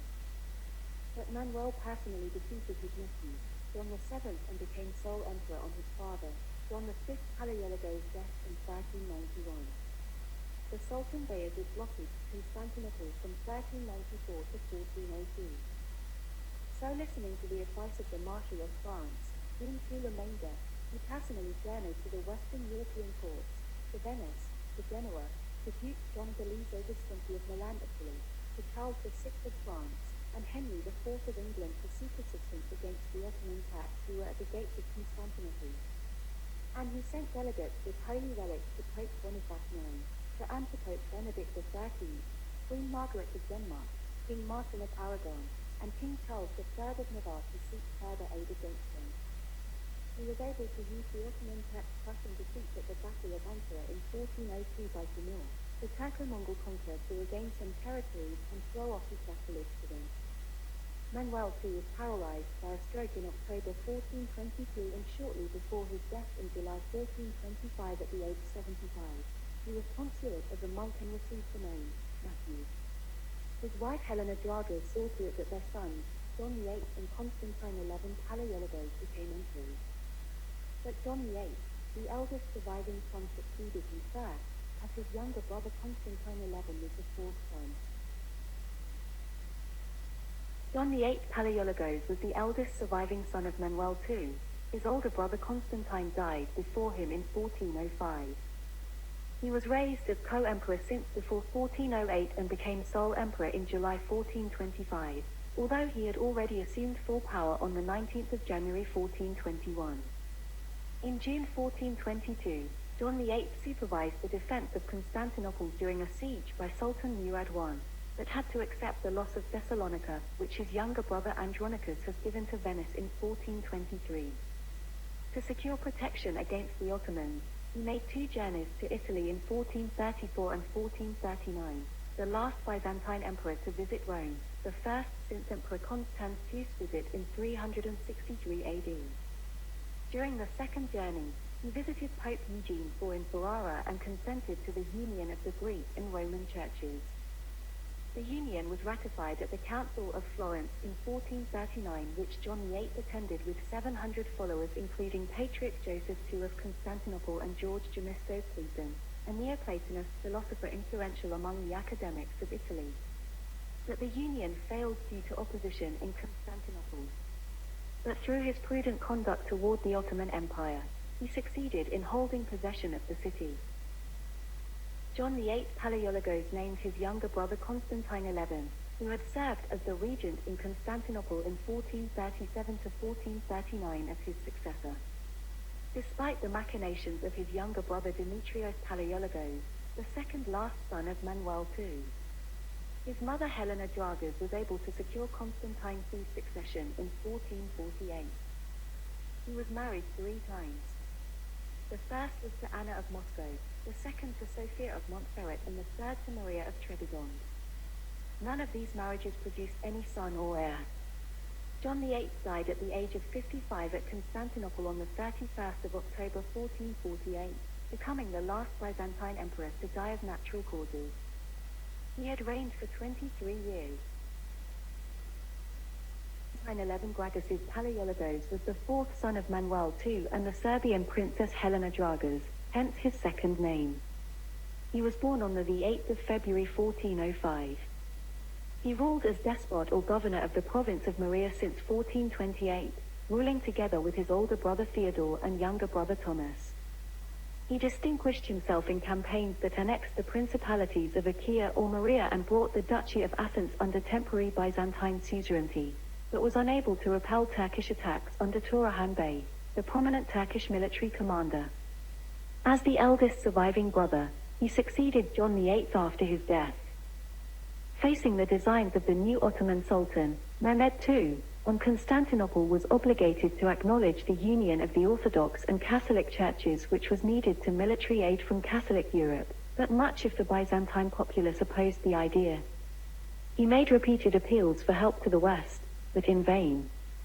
Refusing to surrender and abandon the capital of the Byzantine Empire, an idea which he thought unthinkable, he was killed aged 48, during the final Ottoman attack and fall of Constantinople on the 29th of May 1453, defending the city and leading the last charge against the Muslim Ottoman Turks. He was the last Christian ruler of Constantinople, which alongside his bravery at the city's fall, cemented him as a near-legendary figure in later histories and Greek folklore. Some saw the foundation of Constantinople, the new Rome under Constantine I the Great, and its loss under another Constantine XI as fulfillment of the city's destiny, just as old Rome had been founded by a Romulus and the Western Roman Empire founded by an Augustus, Octavian Caesar, and lost under another Romulus Augustulus. He became known in later Greek folklore as the Marble Emperor, or in Greek Mama Romanis Basileus, meaning emperor or king turned into marble, reflecting a popular legend which endured for centuries that he had not actually died, but had been rescued by an angel and turned into marble, hidden beneath the Golden Gate of Constantinople, awaiting a call from God to be restored to life and reconquer both the city and the old empire. Constantine 11 Palaiologos reigned as the last Byzantine emperor from the 6th of January 1449 to the 29th of May 1453 for 4 years. His death marks a great turning point in Roman, Greek, Byzantine, and even in Islamic history. He died without a son or heir, although he was married twice, the first marriage to Theodora and the second to Katerina of Lesbos. At his death, the role of the Roman emperor as patron of Eastern Orthodoxy was claimed by Ivan III, Grand Duke of Muscovy, who had married Sophia Palaiologina, or Zoe, the niece of the last Byzantine emperor, the daughter of his youngest brother Thomas Palaiologos. Her grandson, Ivan IV, would later become the first Tsar of Russia. Tsar or Caesar, meaning Caesar, is a term traditionally applied by Slavs to the Byzantine emperors. Their successors supported the idea that Moscow was the proper heir to Rome and Constantinople. The idea of the Russian Empire as the new, Third Rome was kept alive until its demise with the Russian Revolution of 1917.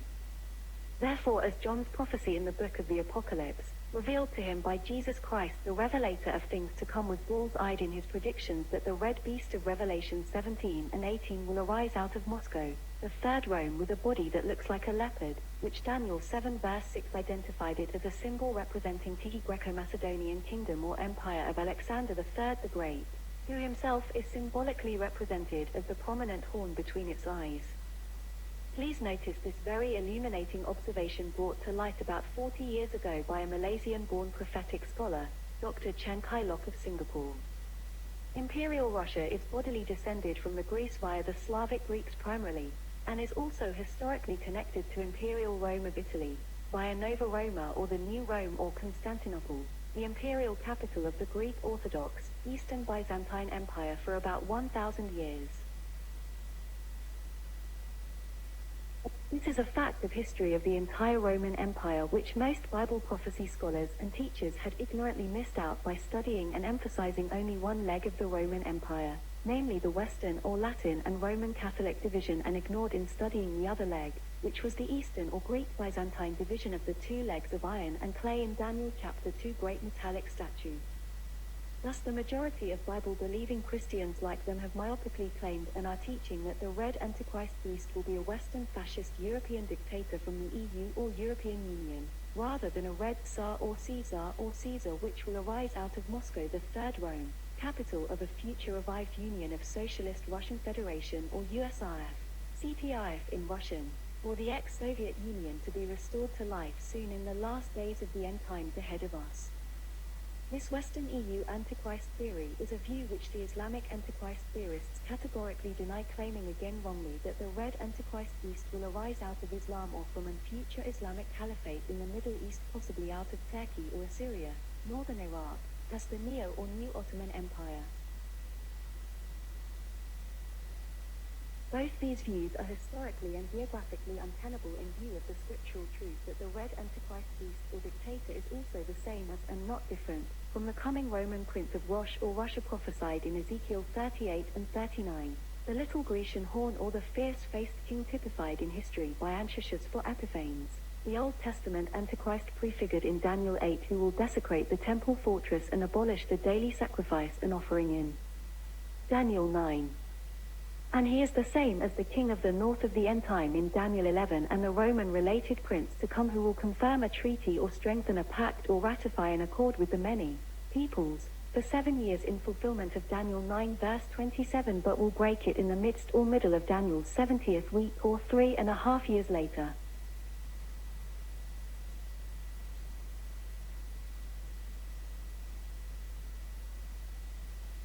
This chart shows the timeline of the rise of Imperial Rome in 27 AD.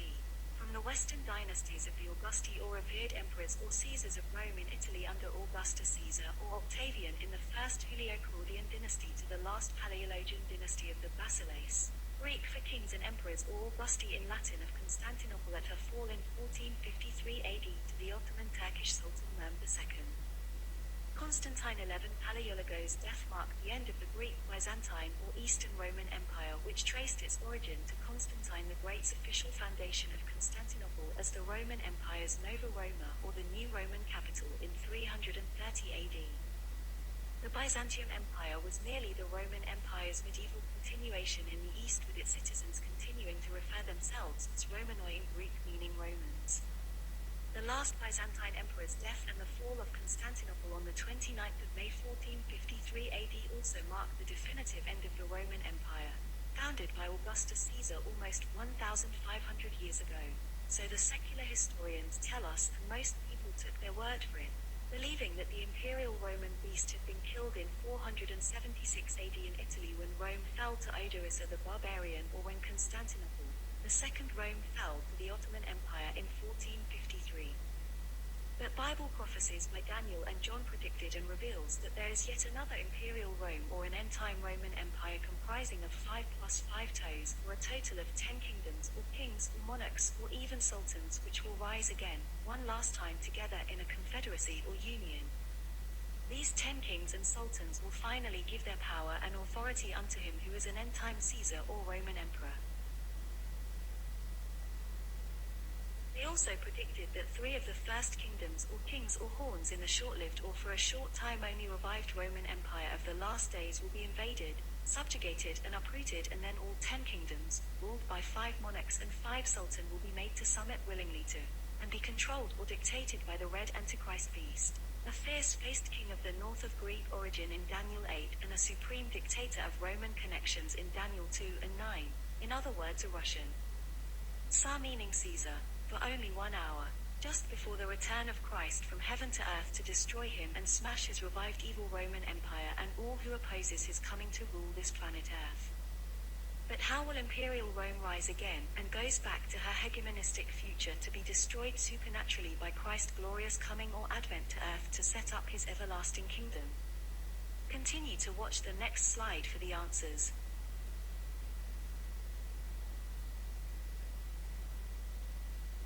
An overview of the Eastern Roman Iron Leg or division. It started when Constantine defeated his last rival in the East, Emperor Licinius, and moved his imperial capital from Rome in 324 AD to the Nova Roma or New Rome in the East at Constantinople. Upon his death in 337 AD, he divided his empire amongst his 3 sons, the eldest Constantine II who ruled the west and the youngest, Constans I who ruled the center, Italy, and Constantius II the second son who ruled the east. But it was not until the reign of the Theodosian dynasty under the two sons of Theodosius I or the Great, Arcadius the elder son who inherited the east and Honorius the younger son who took the west, that the Roman Empire was splitted into two divisions with their separate imperial courts, first at Rome or Ravenna in the west and Constantinople in the east. Later in the 6th century, Emperor Justinian tried for a while to restore the Western Division and North Africa, which had fallen to the barbarians, the Germans, the Goths, the Ostrogoths, and the Vandals in his imperial restoration. But it was retaken by the barbarians and the Muslims hordes a century later. Instead of these lost of territories, the Eastern Roman or Byzantine Empire continued to flourish, prosper and glow in the east, with the list of more dynasties of Greek kings or basileus to come, who also called themselves Augusti or revered Roman emperors and considered themselves Romans too. They continued to take the Roman imperial eagle, but now modified with two heads, one facing west and the other facing east, as their banners and insignias. They also called themselves Greek Orthodox Christians, taking the famous Chi-Rho sign of Emperor Constantine the Great as their symbol, and their empire a Christian one, much like their Roman Catholic counterpart in the Holy Roman Empire, which arose later in the west upon Charlemagne's coronation in 800 AD.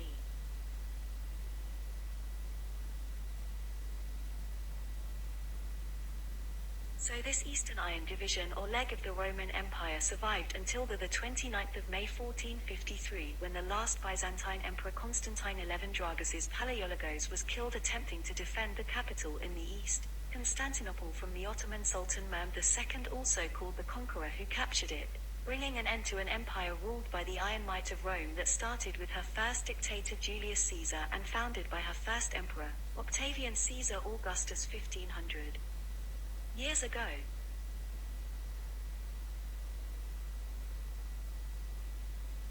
The territories of the Eastern Roman or Greek Byzantine Empire from around 300 to 1453 AD, with its double-headed Roman aquila or eagle and the Chi-Rho standard and banner of Constantine the Great.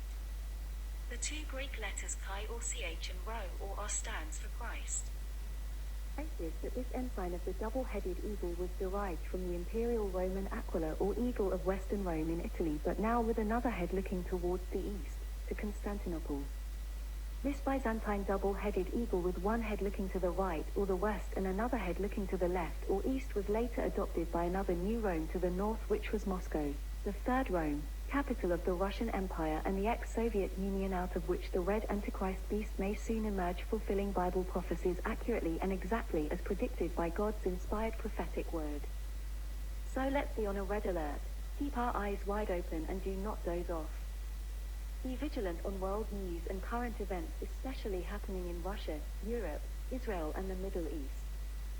For the red Antichrist beast or dictator may very soon emerge out of a restored union of Socialist Russian Federation, as USRF or CRFR or CCCP 2.0. Watch and pray, brothers and sisters in Christ worldwide.